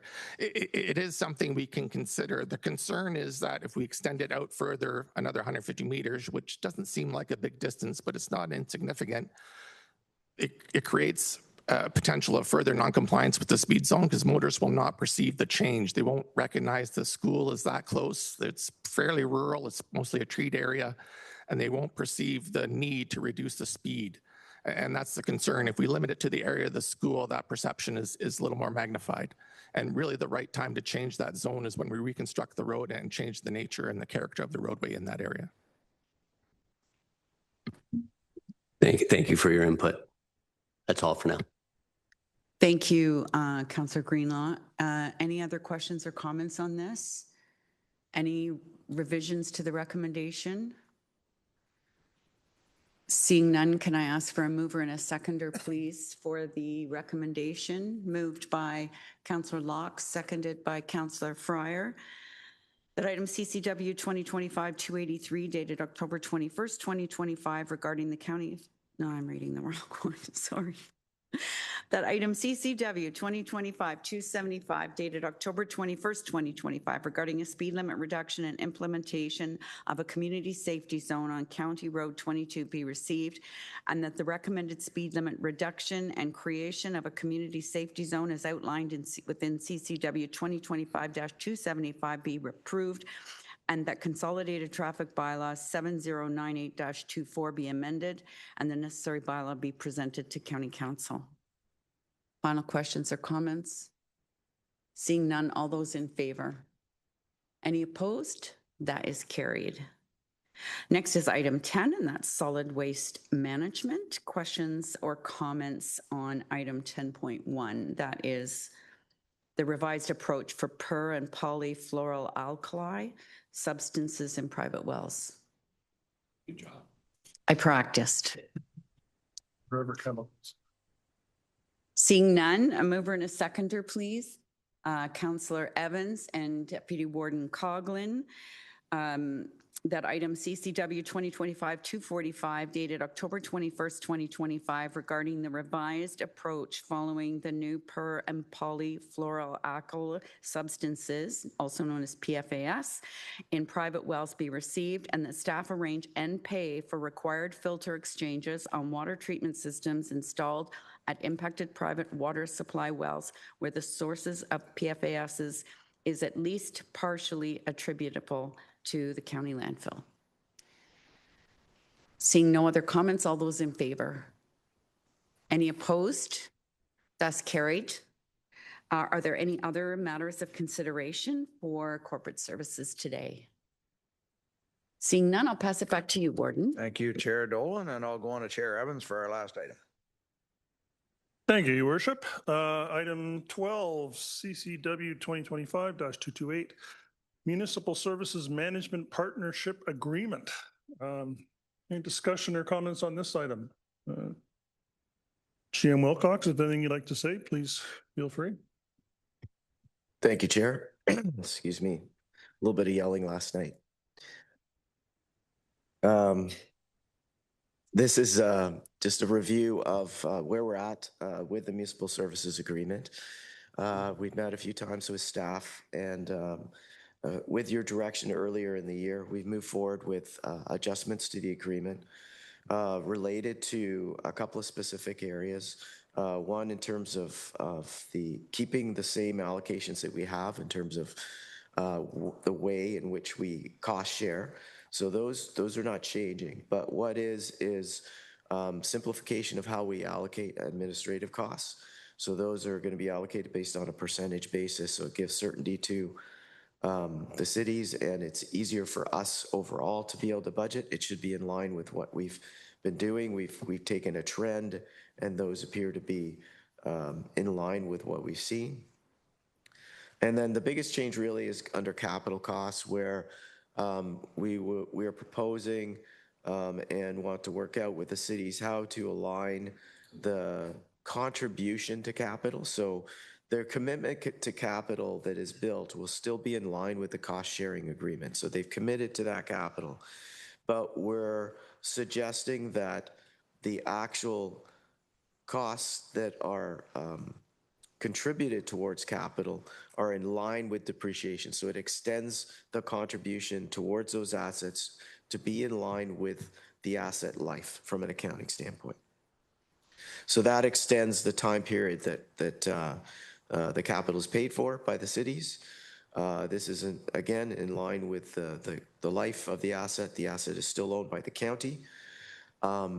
It will impact us from a cash flow perspective, but ultimately it's the same cost that will be recognized and paid for by the cities. If there are implications because of cash flow, for example, if we need to borrow, the cost of borrowing will be shared with all parties. So what this does is it effectively sets us up as the partner that will need to borrow. And if we do, we will share it. We will have the greatest share because we are the biggest part of the borrower, the biggest part of the partnership. So it's in our best interest to keep it low anyway. So I don't see that as a real conflict with the cities. And then they will have to pay their fair share of any costs that we incur because of that. But ultimately, it will benefit them because they will not have to borrow. It lowers their need to eat into their borrowing capacity. I think that's how we tried to outline it in the report. With that, any questions? Thank you. Thank you, General Manager Wilcox. Yeah, we'll start off with Councillor Rawson, please. Thank you, Mr. Chair. Thank you to GM Wilcox for this. My question's pretty simple, I think. Would a resident in any municipality and county of Simcoe pay the same as, say, the city of Barrie or city of Aurelia with the same assessed value for a service like paramedic services? I'm just wondering, are we getting a fair shake? Is the city's taking advantage, or is it the same cost no matter where we live? General Manager? Thank you. Through you, Chair. Certainly a fair question. And it's a little bit of it depends. So in the cost sharing section, you'll see that there's a couple of different allocation methods. One of them that's used for most of the services, weighted taxable assessment. That means that the same value household will pay the same amount. We'll allocate the costs across the municipalities, including the cities and us, based upon weighted taxable assessment. So that would be a like-for-like comparison, if you will. The other way is a usage-based, which is the caseload mainly. That drives costs based upon usage. Generally speaking, in those two main areas, community support and well-being, as well as early learning, the cities are a greater user, so they will actually pay a little bit more. Those services are used more in the cities, and traditionally that's the way it's been allocated. So actually there'll be a little bit heavier allocation. So if you looked at equivalent households, the city household would actually pay a little bit more. Now, generally those services are not that expensive. We don't have a lot of extra costs in there. The more expensive services really are the weighted taxable assessment ones. Long-term care is a bit of a mix. It's a blend. So actually for long-term care, the weighting weights more to a household in Aurelia, but in Barrie it weights less because there's a lot less residents that are actually using the long-term care facility from Barrie. I hope that helps. Thanks. Councillor? Thank you. Good. Okay, great. Moving on, Councillor Smith, please. Thank you very much, Mr. Chair, and through you. So just to my friend's point here, I think it'd be good to understand, for council to be able to understand and maybe see a report on the usage, as I think Councillor Rawson is looking at here. I'll just use ambulance as an example because I think it's probably the easiest. You know, we have a system that is based on closest to the call when it comes to ambulance. And so ambulances often transfer patients to Barrie or take patients to Barrie simply because of cardiac arrest now or whatever the case may be. And Barrie being a much larger city and busier, what I'm hearing from many paramedics is often once they get into Barrie, they don't get out of Barrie for quite some time because as soon as they offload, there's a call in Barrie, they're closer, they go. And so the rest of our communities whose ambulances are now in Barrie are having longer response times, so on and so forth, because those ambulances aren't available. And are we looking at that cost and what that means to the rest of the municipalities in the county versus the two separated cities, for example, and how they pay for those costs? And what kind of data is available for council to see to understand that? And I'm sure we could take whatever that model is and allocate that to the long-term care and to all the other, social services, so on and so forth. And, it's pretty easy to track who's coming in based on their postal code, for example, and using these services. So is that something that could be available without a ton of manpower and time to get that? Because I think it's important for this council to have that data to understand the real costs. General Manager Wilcox, and leave that open to the other members of staff if they'd like to respond to that question, because it kind of transcends just one area. Thank you, Chair. Through you. Yes, we have provided some of that data before in the report that came to council earlier in the year that identified the cost sharing methods. We identified that as you note, paramedic services, an example, is a system, and it's managed on a regional system basis. So the whole system is managed together. We don't recognize borders. So the weighted taxable assessment seemed in line with that philosophy, which means that we manage the system as effectively as possible. And although when you look at the pure stats of calls, there is naturally going to be more calls in areas where there's a greater concentration of people. So just from an allocation standpoint, that's why we've landed on that. Same with homelessness in terms of managing it as a system and trying to put the needs where the needs are to manage that for the entire county. I would turn to my GM colleagues to speak to where those services are and that kind of information, but we definitely do have that. And staff, anybody else like to take a stab at that? General Manager Fayez Begat, you're looking back. Is that a yes or no? Yes. Yeah, I know. Through you, Chair Evans. So specifically, Councillor Smith, I would say that for certain service areas, it's easier.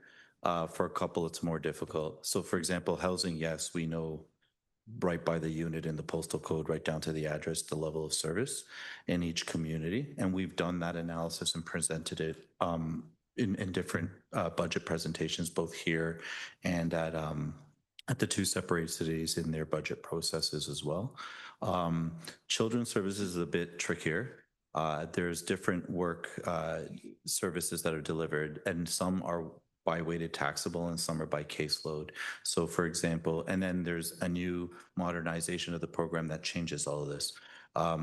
Fee subsidies for families who cannot afford the cost of childcare is done by caseload, whereas all the other services we provide that are regional, the early on centers, the high needs programming, the special needs programming, all those were done through weighted taxable until Sewell came and created general grant funding. So again, that analysis gets reviewed again, which then rebalances the disproportionality of services versus contribution. The third area is homelessness, which is the trickiest out of all of them. It's done as a system service program that has different regional services like outreach, shelter response, housing help. All of those do have clients coming in and out, but that's a very transient population. And we're legislated in a way not to look at where people are from, but to serve them holistically, similar to the wait lists and other things that we do, whether it's the by name list prioritizes by need, not where you're from. So that would be the hardest one to quantify as a service level per municipality or township. Town or township. And then the last area is Ontario Works, and that's the easiest. It's caseload based and it's 100% funded. So whether all the cases are in one town or another, it doesn't impact the way the service is delivered. So the contribution agreement actually is money in, money out.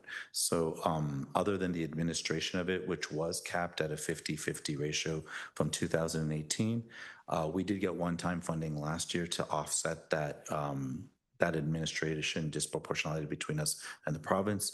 And we still await to hear if we're going to get that again, which would then make it fully funded provincially with very little impact on the county and the two separated cities. So that's how the analysis would go for each of the 4 service areas. Thank you, General Manager Baguette. Councillor Smith kind of opened a Pandora's box of options there. We are discussing the municipal agreement though, so I wonder if you have any follow-up on the information you received.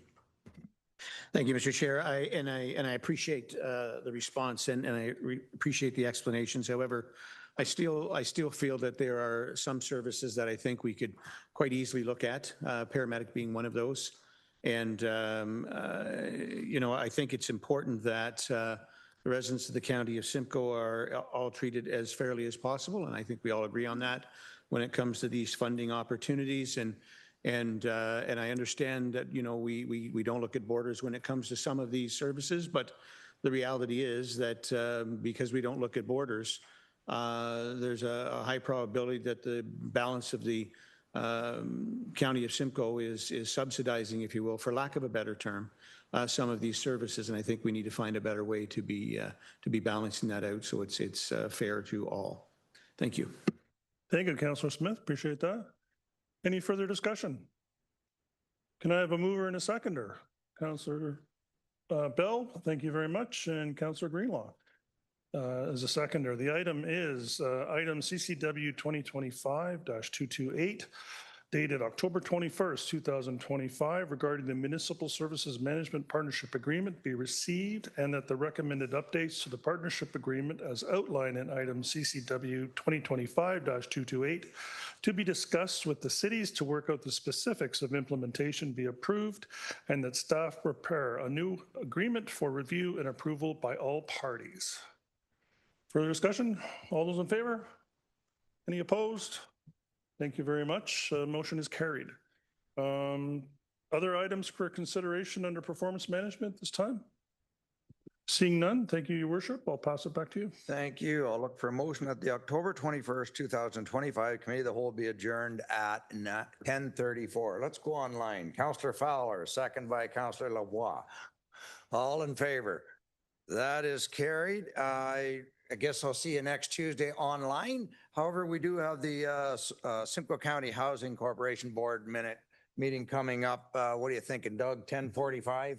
10:45 probably be fine. I think that'll be fine. So that'll be myself, Councillor Corbell, LaRose, Measures, Miskimins, Rawson, Sandu, Smith and Smith. If you could stick around, everybody else, thank you.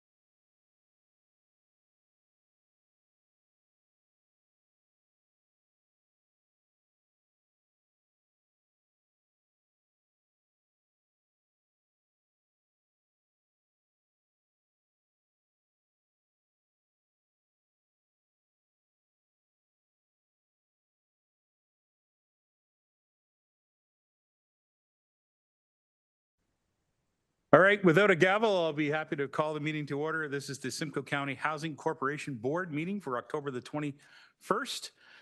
We do have an agenda here. I see we have most of our representatives present, so Mr. Clerk, we do have a quorum, correct? Thank you.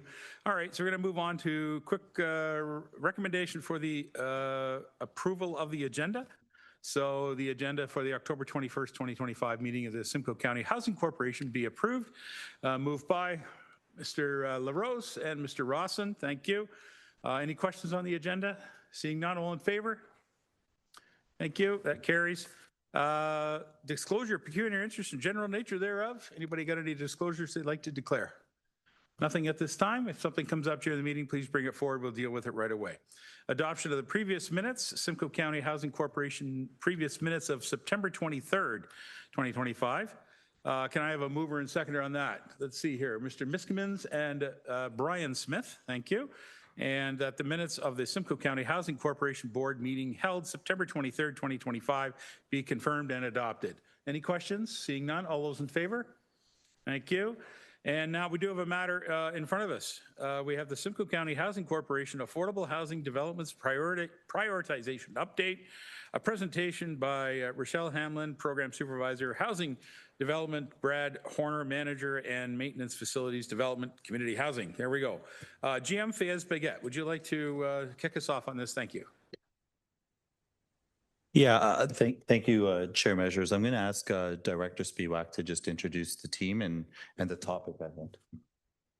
Yeah, thank you very much, Chair Measures, and good morning, members of the board. And again, I just wanted to, as staff, thank the board for having this meeting outside of regular council. It's been a very busy year. We're well into Q4, and there's quite a number of housing initiatives that are in flight and in play.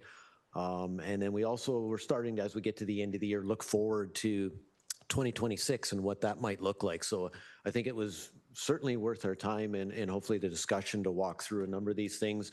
And that's why we felt it of value to present and bring this presentation for you. So Rochelle Hamlin, if you remember, Rochelle is a registered planner, actually used to work in the county planning department. And what Rochelle does is look after all our pre-construction type of activities. So as you can imagine, it is a significant number of hurdles going through our permitting phase. There's a significant amount of studies we need to do for SPA. We get into sometimes official planning amendments, zoning amendments, and we're able to handle all this in-house, where in the past we've had to pay outside planning firms to do that. So that's been a big help. And then the other thing we do have today is I had all our construction supervisor team attend as well. So should there be specific questions on the various construction contracts or projects, we do have them all here. So starting, I guess it would be on my left is Jason Allen. So Jason Allen's been with the county quite a number of years and completed a number of builds. So Jason is currently looking after the 20 Rose Street build. That's his primary focus. And then next to Jason, we have Cole Webb.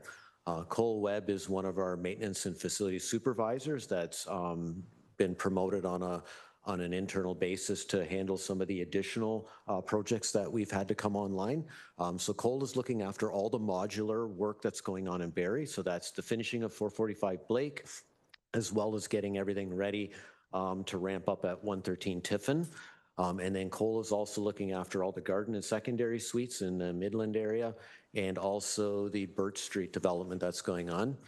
And then the newest member to our team is Matt Stonegi. Matt is helping Jason, certainly on Rose Street, given its size, but Matt is also, his focus for the rest of the year has been finishing the amount of work that's still going on up at 250 West Street in Aurelia. So all of the commercial space is being finished. Those are the school board, all the classrooms, a number of the partner agencies like Alzheimer's that are going in. And obviously, our goal there too is to maximize as much of the commercial rent revenue as we can so we can bring those funds back into helping with affordability. And finally, the newest member of our team, as we've amalgamated departments, we'll be launching that in 2026, is Ryan. So Ryan has currently been working on a number of the paramedic stations, certainly the non-housing related items, but as we start to pool all our construction resources and bringing that together, we'll start to see some of those projects move around a little bit. And with that, I'll let Rochelle kick it off. Thank you. Good morning. For the presentation today, I would just like to go over sort of the status of the current projects that are under development and then also review the revised prioritization table that is identified in the associated report today. There will also be time for some questions at the end of today's presentation as well. So currently 20 Rose Street in Barrie, the former site of the OPP station located at Bayfield and approximately 400, is currently under development. We have a building permit issued from the city of Barrie, which allows for the shoring to be installed to put in the foundation. And what you see in this photo is an aerial of the parking structure foundation that is currently underway. This photo was taken in the middle of September, so since then a lot more work has been completed at this site, so you'll see a lot more of the foundation footings in place now. There was a slight delay, as outlined in the report as well, just to ensure that the foundation at this location of the site was waterproofed.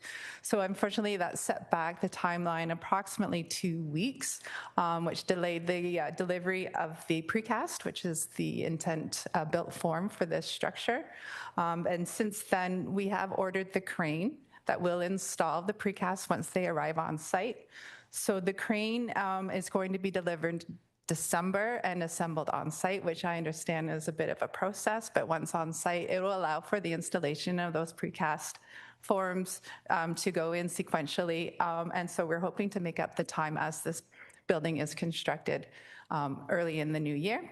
So this is what we consider phase 1 of this proposed development.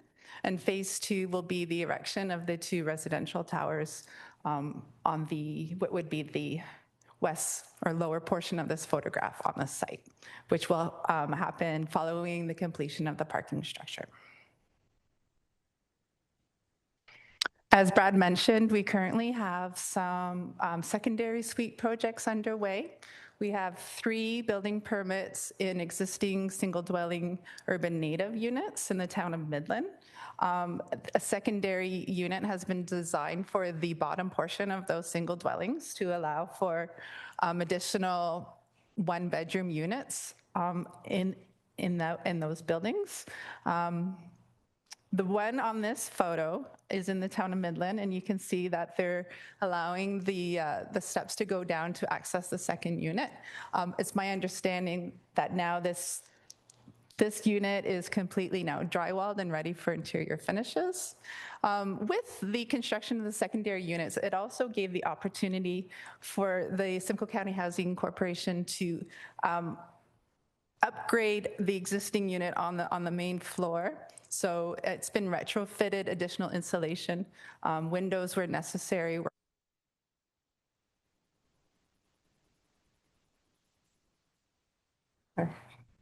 Sorry.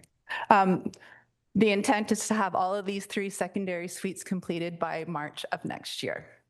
This is a project that county staff would like to include annually. So as some of these dwellings become vacant, they'll be flagged for opportunities of intensification going forward. Also, we are proposing, or we have started the Garden Suites pilot project. 2 contractors and structures have been selected through the RFP process. We were looking for 3 different proposals to satisfy the pilot component of this project. We're looking to see which structures can sustain some of the,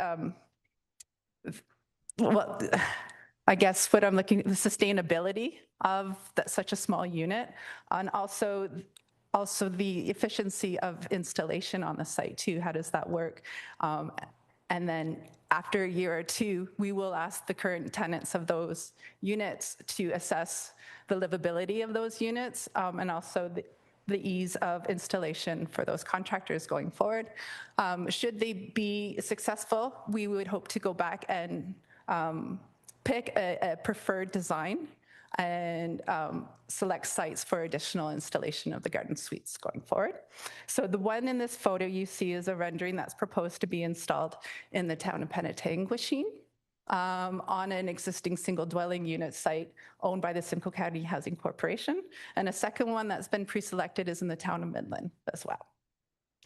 We are hoping to get a third one, so we've gone back out through the RFP process to get a third option, just so that we can evaluate several different ways of installing and building a garden suite unit. Birch Street affordable housing redevelopment in the town of Collingwood is currently underway as well.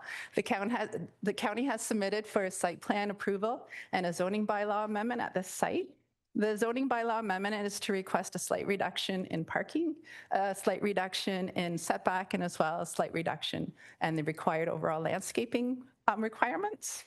The photo on the top is the beginning of the demolition of one of the existing buildings that were on site.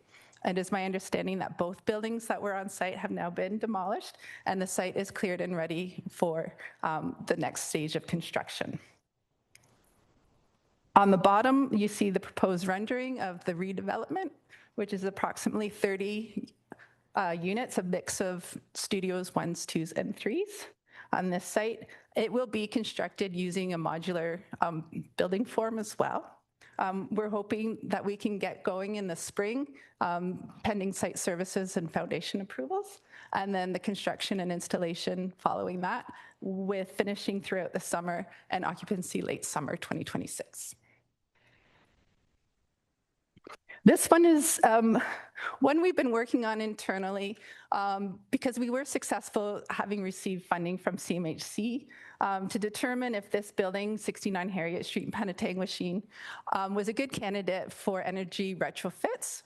So in that, we received funding from CMHC to do the preliminary studies, the energy auditing and energy modeling reports, which did identify this building as a good candidate.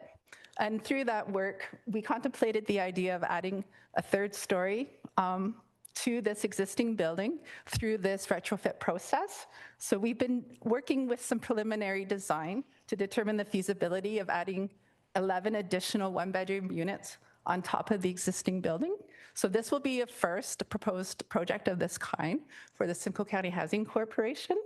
And pending additional funding opportunities through the CMHC, there is the opportunity to have additional funding to do the existing building for retrofits, and that would help with some cost sharing, adding the third floor, because we need to put a new roof on anyway. So the thinking is in efficiencies of construction and timelines. You put the third story on and then cap it with the new roof. So that's an opportunity that staff have identified going forward in next year. Also identified on this slide is a partnership opportunity that was identified in the Simcoe County Affordable Housing Development Master Plan, whereby the county would partner with nonprofits or private organizations for the creation of affordable housing. Coldwater seniors have what we call land-rich property in the settlement of Coldwater in the township of Severn, whereby they're proposing to allow the county to lease land from them to build a Simcoe County affordable housing building adjacent to their existing building. There would be some shared amenities such as the parking lot and landscape features, but the building would be owned by the county. So we are working in the preliminary phase of those designs. There is a draft land lease agreement that has been circulated for review as well. And then also working with the township on timing of wastewater capacity and allocation to begin potentially this project coming out. This slide, it's a lot of squares, green and yellow, but it's essentially the same that was presented to the board directors last year, with some revision, including replacing item number 4 with Harriet Street, with a former parcel that was identified in the city of Barrie, and then also proposing to prioritize the Midland proposed development on Bay Street with Zoo Park Road Phase 2 in the town of Wasaga Beach, 4 reasons identified in the report. And then it also identifies the 10-year production and the proposed amount of affordable housing units to be created over that same timeline. So as mentioned, the proposed reprioritization of Zoo Park Road is being requested in the report today. When this building was designed, the intent was to allow the east portion, sorry, of this property to be intensified when the opportunity was available to do so. So I've tried to identify it in the red square. So there is additional land at the back of this property. Site services were extended when the building was constructed initially to be available at the end of the parking lot there. So the addition of another building similar to this one is quite feasible to be located on that parcel in partnership with the town of Wasaga Beach as proposed in the previous request for proposals.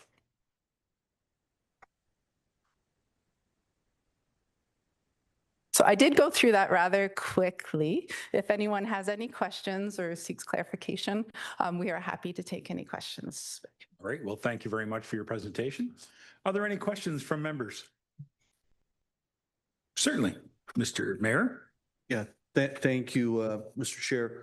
I guess is this the right time? I kind of want to have more of a conversation than asking questions directly about the presentation. So would it be appropriate for me to wait till questions on the presentation are done and then have that, or what's your? Yeah, let's do that. Let's hold for a minute on that, and we'll get back to that. Unless there's any members have any questions about the presentation. Yes, Councillor Falls. Thanks very much. Certainly a really full presentation there, a lot of different details and housing options identified, which is wonderful to see. I'm really a big believer in trying to accelerate some of these projects. I had a couple questions. One off the bat was just the Garden Suite program. I just seeing it there identified, it seemed as if we were looking at doing maybe, I believe it was 2 units a year consistently over the next 10 years. Curious if there's any potential of modifying that. How far along are we at this point in terms of how far out is bringing someone into the unit to live there? Thanks. I think I'll go to the general manager for that, and then if anybody else wants to help him out, go ahead. Sure. Through you, Chair Measures. So Councillor Fowler, this is a pilot. We're going to try 3 different products. 2 went through procurement first, and we're looking for the 3rd as we speak. The idea would be to test out those 3 products on, as Rochelle shared, sustainability, efficiency, delivery. We like the per unit price on it. So it's a more cost-effective way to create a unit quickly and intensify on properties that we want to really maximize both affordable housing impact and monetize the land to make it more efficient. So we're hoping to pilot and test, as Rochelle shared, have some families live in the product and then give us some feedback. And then I can imagine we probably hit the first quarter of our 10-year strategy and maybe present a funding model or a request for a funding model to go forward. We're also at the same time readying ourselves for any federal programs that are looking at modulars. And that timeline could be fast-tracked, obviously, if it aligns well with the federal program that will allow us to intensify affordable housing very quickly. There are 200 maybe single-family homes or more in the portfolio. I think so, somewhere around that number. Yeah, it was about 180, but I believe we have about 30-ish that are probably ripe for this sort of addition and work. That's, again, as Mina indicated, should federal or provincial funding come, we can scale it up. Already having the contractors lined up and already having designs selected will even increase that speed further, as we can just kind of get to awarding contracts. Contracts are also set up that we can award based on performance of the ones that we just did. So another nice thing, you don't have to go all the way out and re-procure all the services again, that we're kind of getting it structured such that if we're happy and the tenants are happy and we have all that good feedback, that we're able to scale up quickly. Thank you very much, Councillor Fallis. Other questions from members? None at this time. I would have a brief question and a comment, if I may.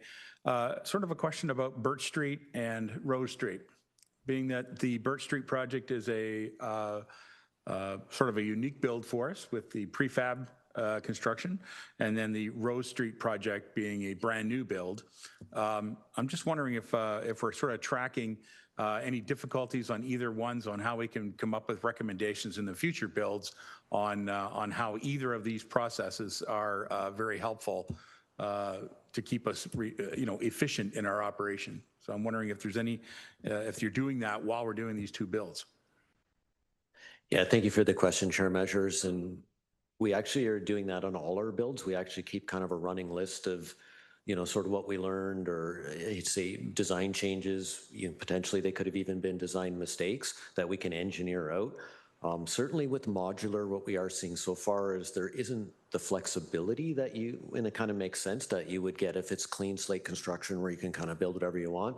So certainly anything you do is limited within set dimensions of modules. Obviously they have to fit on trucks, so those exterior dimensions are kind of fixed, and then you start to play inside. From a cost standpoint, like I said, so far we're not seeing a significant change yet, but we're hoping the time benefit. And obviously time does cost money. You always hear time is money, and it's probably always say no more true than in the construction world. So hopefully that will bring it down.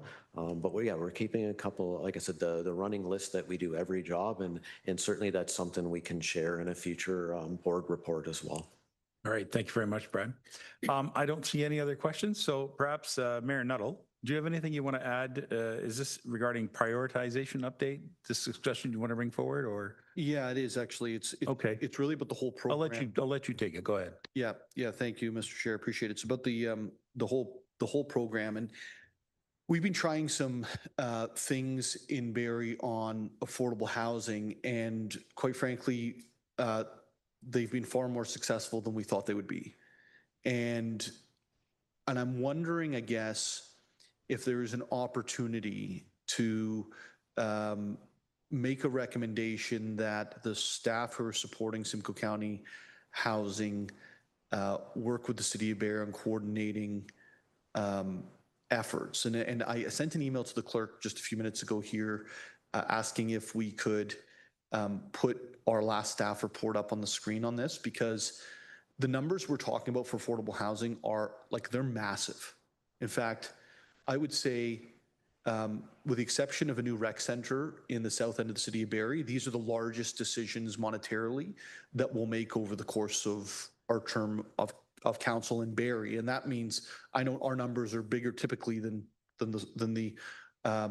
the county municipalities. And so I guess what we've been trying to do is to use development charges to incent affordable housing. And that doesn't really count for the county because I don't think you pay DCs on it anyway, right? Is that correct? Yeah. And so what we've been doing is we've told developers, if you put down 20% of your units for affordable housing as per the provincial mandates in the bulletin, then we'll waive DCs on the whole building. And what that does is, for the developers, is it removes, these buildings are of heft, so they have to be above 5 stories. And it's typically been about 20 stories plus that we've been seeing response on. So they end up saving, $10, $12 million at the outset. And in response, we're getting 20% affordable housing for 25 years signed. And we originally put 30 million aside on the 13th of August. We had so many developers coming to the table that we increased it to, staff had recommended we consider 65 million. And then we increased it to 80 million. And I'm still getting more developers coming and saying, we want to be included in this program. And the crazy part of it is we're doing that for $133,000 a door for 25 years. The difference between what the county's priorities are and what we're talking about here is, in 26 years, the county's building is still there, right? In 25 years, our program falls off and it becomes market rents at that point. But if you actually look at the finances and economics of it, it is going this way is actually much, much cheaper. And so I've been thinking for a while about like, how does this fit into Simcoe County? How does this fit into Simcoe County housing? We're doing this thing over here in Barrie. And it kind of struck me as we were sitting here this morning, I was reading some of the other reports, that what if there was an ability to, instead of prioritizing future builds, but what if there was an ability to take those same funds and prioritize the way that we subsidize housing, like either RGI or smaller subsidies. I can't remember the name of the programs, and I apologize for that. But if somebody's willing to, say, get a 2-bedroom in the market for $1,700, and I came to you and said, look, Barrie's done this one unit, or maybe it's Wasaga Beach next or whatever, and you then go, okay, we need that to be RGI and it's got to be $400 a month, you're still saving, major dollars overall. And it's kind of struck me that the integration of your programs, maybe it's Simcoe County Housing that's actually managing the entire thing, right? But the integration of those county programs, the infrastructure of Simcoe County Housing or Barrie Housing, and the incentives that we've created would go a lot further than any of them independently. Some very thought-provoking ideas there. Our GM would like to respond, I'm sure, and it'd be interesting to hear what other members have comments. Through you, Chair Measures. Thanks, Mayor Nuttall. Your recommendation is not is absolutely welcomed. Like, let's learn from each other best practices. I would want to flag a couple of things though. So the answer to how we're all integrated is our 10-year affordable housing and homelessness prevention strategy. In the new 10-year plan, little plug, we're going to be bringing it to council shortly. It talks about private-public partnerships. It talks about private nonprofit partnerships, and it talks about public nonprofit partnerships, and all of the above combined. So I do believe that there's room for us to explore any way to create more affordability. The question will become the level of affordability. And I think what you're hearing here is one of the smaller components of the 10-year strategy about developing, because we develop with opportunity like OFI and COCHI and federal funds and CMHC and things like that, because that's what's available. In terms of creating affordability through subsidized rent programs, that is the bread and butter of what the strategy does. And in fact, it's probably the largest portion of how we create affordable housing over time. And those programs have both municipally funded rent supplements, federal and provincial combined funding for rent supplements, and legacies of that. So yeah, absolutely looking for anything under the sun. My experience has been just generally, but it could be a different day now, when developers come to the table to get their subsidized, their incentivized cost savings in order to then provide affordable housing. The level of affordability probably is around the missing middle, like folks who are working and just need a little bit to get to average market rent, rather than the deep subsidy that's very costly. So what you find is the service manager is the only one building the deep subsidized programs. But again, it's all valuable.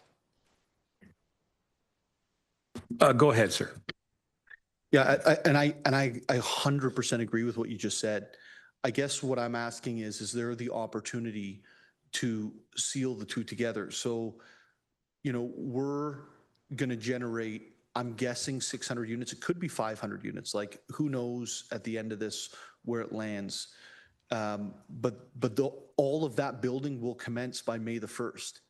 And if you consider the amount of affordable units that are just the mass coming on, I like it for two reasons. One, it's the number, but two, like I grew up in housing where it was, not very diverse, right? And that's still a problem in Mill Creek today, right? So when we're looking at our future of Simcoe County housing, of Barrie housing, and of the county operations, if there's ways in Barrie, and maybe it's just a Barrie thing, but if there's ways in Barrie to spread it out and then use the dollars that we were going to put into capital that we have available internally, and I recognize all the other programs, to then subsidize what is already getting built, I think it goes a lot deeper, faster than the county doing its thing over here with Simcoe County Housing and Barrie doing its thing over here. And I would hope that the opportunity exists in other parts of the county, because I actually do. The thing I love about this program in Barrie, and I'm so passionate about this, is we're actually borrowing money from developers to build affordable housing as per the provincial bulletin. It doesn't get you to the deeply affordable, but that's where I think, you know, if they cut $5 or $6 or $7 or $8 or $900 off of whatever a unit would cost, and it only costs you then another $300 or $400 to make it deeply affordable, it got you that much more close to the goal that we're, I think, trying to achieve. Good comments. Go ahead, Mina. Yeah, I think you're absolutely, we're in absolute agreement through you, Chair Measures. I would say though, like, and we can maybe do a fulsome presentation. We do this already, but maybe aligning municipalities at a common goal to achieve like targets is something you'll see in the 10-year strategy, especially in this range. The missing middle range is often the one that I could see driving the average market rent holistically across the county down, which then makes the county a little bit more affordable, even on the attainable housing side, which is the end of that continuum. So you'll see in our presentation a whole continuum of targets. And then the idea is like, then how do we, as a common community, work on shared targets and goals? I think Ms. Director Spivak can share a bit more about that as well. Director Spivak? Yeah, thanks. Through your chair measures, I think certainly lots of the groundwork is already laid. There's already a couple programs that we are integrated on, some formally, some informally. So for instance, some of the housing providers that are coming to the city for that DC relief and building those larger apartment complexes are also entering to rent supplement agreements with the county. So the reason they're able to, you know, accept some of the terms in that they're doing there is they're actually already getting funded a set number of units. I think the one I can think of is the Coral building on Bayfield Street. So that's one example already where on the county side, that agreement for a set number of units for a longer term rent supplement agreement is in place. And then I think the other one, I believe, I'm going to look at Laura a little bit here, but it would be on the second suite creation, where I believe residents can pool the county portion as well as the city portion. So the county runs the second suite program, but they can also apply to the city of Barrie for an additional amount of funding. And then you pool the two groups of funding together for the creation and make that second suite more affordable. So the programs are starting. Certainly they're in their infancy and there's lots of room to grow there. But yeah, like I said, the groundwork is laid and we're already seeing some of those programs starting to be already joined up, which is good. All right, thank you. One last comment and then I'm going to go to Councillor Brian Smith. Sorry, Councillor Smith. I just one last comment. I think one thing I do see that's missing from a community is like a housing day where we bring in all stakeholders and then start to like agree, like with a 10-year strategy in hand, how are we going to accomplish these targets? How do we set them as a holistic community? I know at the Region Waterloo, we did this like every other year, brought in everybody, developers, landlords, all the nonprofit housing providers, including the government-owned developers, and then city staff from all the different municipalities.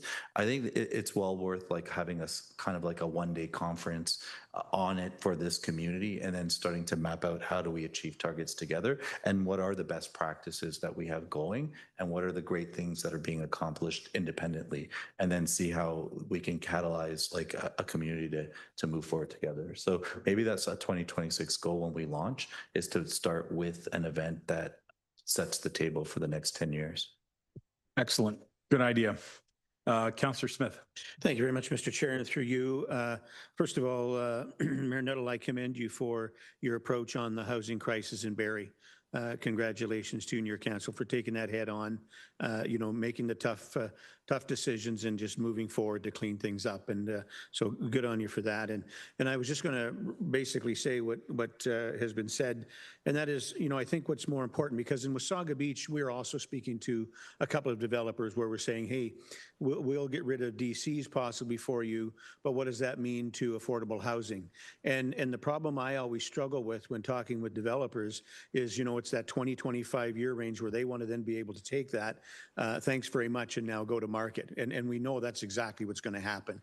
And so what happens in 25 years from now, we're in a major crisis because, we've got all these housing units now that are not available. So, I couldn't agree more than with General Manager Fayette Baguez, and that is just that we need to get everyone in the room here because I think there's one misunderstanding out there, and that is, for lack of a better term, that developers can't double dip.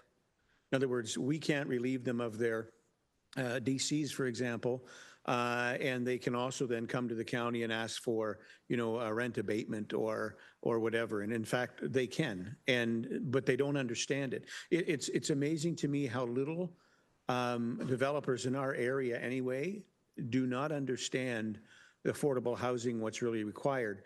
And so what we've learned in Wasaga Beach, or we think we've learned in Wasaga Beach, is if you just take the DCs away, that's not enough. It gets you to what I would refer to as attainable workforce housing, maybe, where two people in the family are working at minimum wage or slightly higher, and so they can now afford that. But it doesn't get you to the average person who really requires affordable rent, if you will, or deeply subsidized rent or geared to income rent, if you will. And that's the struggle. And so I think by bringing everyone into the room, developers, the cities, the towns, everybody, and having this discussion, I think is really advantageous. And I think we need to do that sooner than later, because otherwise, I just don't see us getting there. It is really going to take all hands on deck and everybody putting some money in the pot, if you will. But I think the biggest challenge we're going to face, and maybe it's this House that needs to figure this out first, is how do we get those developers to go beyond 25 years, or at least be able to stagger. So it's not one hit in 20 or 25 years from now, because that will be ugly. Thank you, Mr. Chair. Thank you very much. I would be very supportive of us having a day, as you suggest, GM, that we have a mini conference or a focus group or a summit of some type to get all the players in place. So perhaps we could make note of that through the clerk's department, that we would like to have something like that in the future, and we'll work it into our fall schedule or spring schedule. Let's get back to the business that's in front of us. We do have a motion in front of us in regards to this prioritization update. Are there any further questions about the prioritization update and the actions that are in the recommendation? Have you all seen the recommendation? I'll read it if you... How about I read it? Let's put it on the table. That item HCB 2025-263, dated October 21st, 2025, regarding the Simcoe County Housing Corporation's affordable housing developments and prioritization update be received. And that the Simcoe County Housing Corporation proceed with the sale of a single scattered unit, with the proceeds of sale being transferred to the Social Housing Reserve as generally outlined in item HCB 2025-263, and that Simcoe County Housing Corporation Affordable Housing Master Plan be reprioritized, development projects identified for implementation as generally outlined in HCB 2025-263 be approved, and that the signing officers for the Simcoe County Housing Corporation execute all required applications, agreements, and documents. Any questions or amendments to this? Seeing none. Can I ask, Councillor Sandhu, would you like to move this? Thank you. Mayor Nuttall, would you like to second this? Thank you. Be the secondary. Any further discussion on it? All right. All those in favor? Opposed? Oh, okay. Thank you. That carries. We're going to move to item 5.2. It's been a good discussion so far, team. Operational updates and policy considerations. GM Fayette Baguez is available to answer any questions on this. GM, would you like to comment on it, or is there anything you want to speak to before we read the motion? Through you, Chair, I would ask Director Spivak maybe to just introduce the two policy changes. Perfect. Thank you. Director, go ahead. Yeah, thanks, Mina, and through your chair measures. So the next report, we tried to consolidate a number of sort of policy considerations and at least introduce a few topics or concepts that we want to look at further in 2026. So the first one was around the supported resident program. So you remember this is when we looked at trying to bring people out of homelessness and keep that housing continuing moving. And we had mixed success. It worked fairly well in some areas, but then in some areas we did see some struggles. So like all programs we rolled out, have a look back, see what worked and why. And through Manager Toss' team, they looked at what's the best way to support these residents. There's no point if we're going to bring a resident in and then in a couple of weeks or a couple of months we're evicting them for reasons that they're not able to support themselves or live independently in one of our buildings. And then, as you can imagine, it can create some other issues in the building. So how do we strengthen those supports, and how do we get the right person coming out of one of the supported or other programs or rapid rehousing so that when they come into our building, it's going to be set them up for success and that we don't end up with a premature eviction. So that's what the first one deals with. So we'll be changing that policy.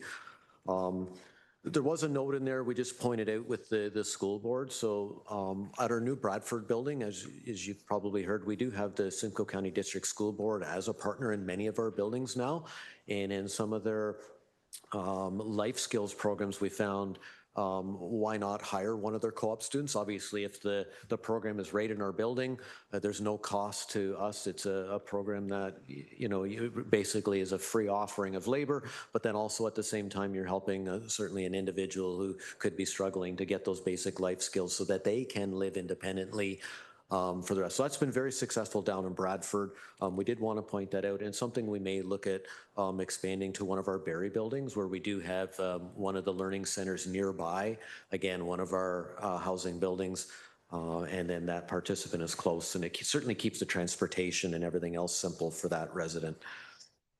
The other key point in this building is, and we've talked about mixed market a number of times, and we've learned throughout that a mixed market building makes sense for a lot of reasons. Certainly we know financially it makes sense, but also socially it can be a better mix. And so we do have a couple of key buildings, certainly one in Barrie where it is, certainly prime for waterfront views, as well as one in Wasaga Beach. And the intent would there to be to have a look when we do have some turnover. We would convert one of the units on the upper floors to a market unit. And again, in the future, I would be happy to bring the board to that unit if you'd like to see what that unit would look like. And then we would be able to charge certainly a higher rent. Still, we could either have a choice when we bring this further to actually go a full market rent, or we've done in our other buildings where we would be around that 120 AMR number, which is still affordable. But we would have those options, and that's just another way we can generate revenue, but not lose that affordability or that unit. That RGI unit would be able to be moved to one of our other buildings or one of our housing providers. So there's other ways to move that around. And certainly over the last while, the province has recognized the limitations and the problems with the legacy RGI. It's very heavily bound by rules. It's highly administrative. And it's also fixed to the building, not the person. So that affordability is tied to a unit. So it's not portable in any way. So we would be looking at what we would call equivalent RGI. There's other ways of doing this now that other service managers are trying. So in effect, it's a deep subsidy that basically nets out into a result similar to RGI. It's not the same, but certainly does that administrative burden and all the rules you don't necessarily have to deal with. So certainly this would be the one building in Barrie, but going back to the Wasaga development, it actually does have other implications. So if you can remember the picture we showed in the presentation there, phase one is obviously currently built. We would be building phase two, but financially we would look at tying all three of our Wasaga properties into one pro forma so that building can operate. So what you would have is the waterfront property, which could be charging the full market rents. The RGI would be moved into the phase two, but then of course, like I said, from an operating pro forma and a cost management, all three of those buildings essentially work as one balance sheet. And then that certainly from a sustainability, that makes the tax burden significantly less. And we can try that out for a while. And we also know we've been in discussions with Wasaga Beach for a number of years. And should the province ever free up some of the land and some of the M&R lands that are there, there certainly is future opportunities to look at merging some of that land with our existing building and going into a further redevelopment down the road. So certainly we're trying to set ourselves up for a number of things that can work. This is obviously only that second phase of it, but again, trying to make sure we're well situated for future developments or opportunities if money comes along. And it's very similar with our scattered housing. As Mina mentioned, we do have a number of scattered housing, but one of the other things we also find is some of the tenants who struggle with some of those basic life skills, having them basically be responsible for an entire house doesn't always work out well. And certainly in an apartment where it's less for them to look after. There's no yards and driveways and some of these other things where it's just a smaller apartment where, we can provide them better support. We can also keep an eye on the unit itself. If damages are starting to occur, it works a lot better. So we looked at one of the things we'd like, again, we wanted feedback from the board this year if it's something to be entertained. And if so, we could look at it next year where some of the houses, we would remove them from RGI, but keep them affordable. So we could put those on the market like we currently are, just at 80% average market rent. That would be a huge help to the missing middle or the working folks. And certainly those working folks where they do have multiple incomes, with families and yards are very important and clearly make a lot more sense. So it's one of these ways we can look at not only can we generate a bit more revenue with some of our units being at market, but hopefully we can offset also some of the other damages and the ongoing higher operational costs that we see with scattered housing. So that's the big one. And so anyways, we wanted to put that out there. And if there is some support to look at it further from the board, that's something we would be bringing back next year. Okay, thank you very much, Brad. Are there any questions to any of the staff? Mr. Follis, go ahead. Thanks. Through the chair, I was, first of all, some good elements to the report. I did appreciate the work being done at the West Street building earlier to make sure that we kind of facilitate a better living environment there for everyone. The question I had was more to do with the RGI units. And so you're suggesting that these actual homes would be transitioned to AMR 100%, I believe, in the report. I think that's what was identified. First question was how many units would be impacted? Second of all, just kind of in hearing what you were saying there, is the intention to keep these individuals in RGI scenarios and then make these larger homes available? The third question was, I was actually thinking the opposite. Is it possible to go down to 80% AMR, so to keep the units relatively affordable, but still not RGI? So I'll let staff speak to those questions. Thanks very much. All right, Mina, are you going to start with that? Okay, take it away. Yeah, through you, Chair Measures. I'll answer maybe the first question and then have Brad kind of discuss the specifics of amounts and levels. Just generally speaking, a couple of things. As the system service manager, we're legislated to maintain a set number of rent geared to income. So even if we take a unit that was once rent geared to income and convert it, we have to demonstrate to the province that that same level of subsidy is available somewhere else in the portfolio.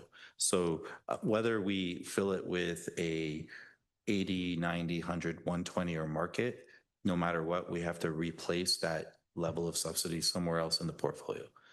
To Mayor Nuttall's earlier point, the experience of having one type of rental program in a building often leads to like a less healthy community. So what we're trying to do is to demonstrate a mixed income community as best as we can. We've been doing that with the new developments, and we want to, now that we have this extra supply across the board, you can re-level the rent geared to income legacy portfolio into that larger portfolio, as well as our nonprofit providers who often have a 70-30 split market versus affordable. So that's the strategy holistically. In terms of each building, I think it depends on a couple of things like market factors, who can afford to live in what.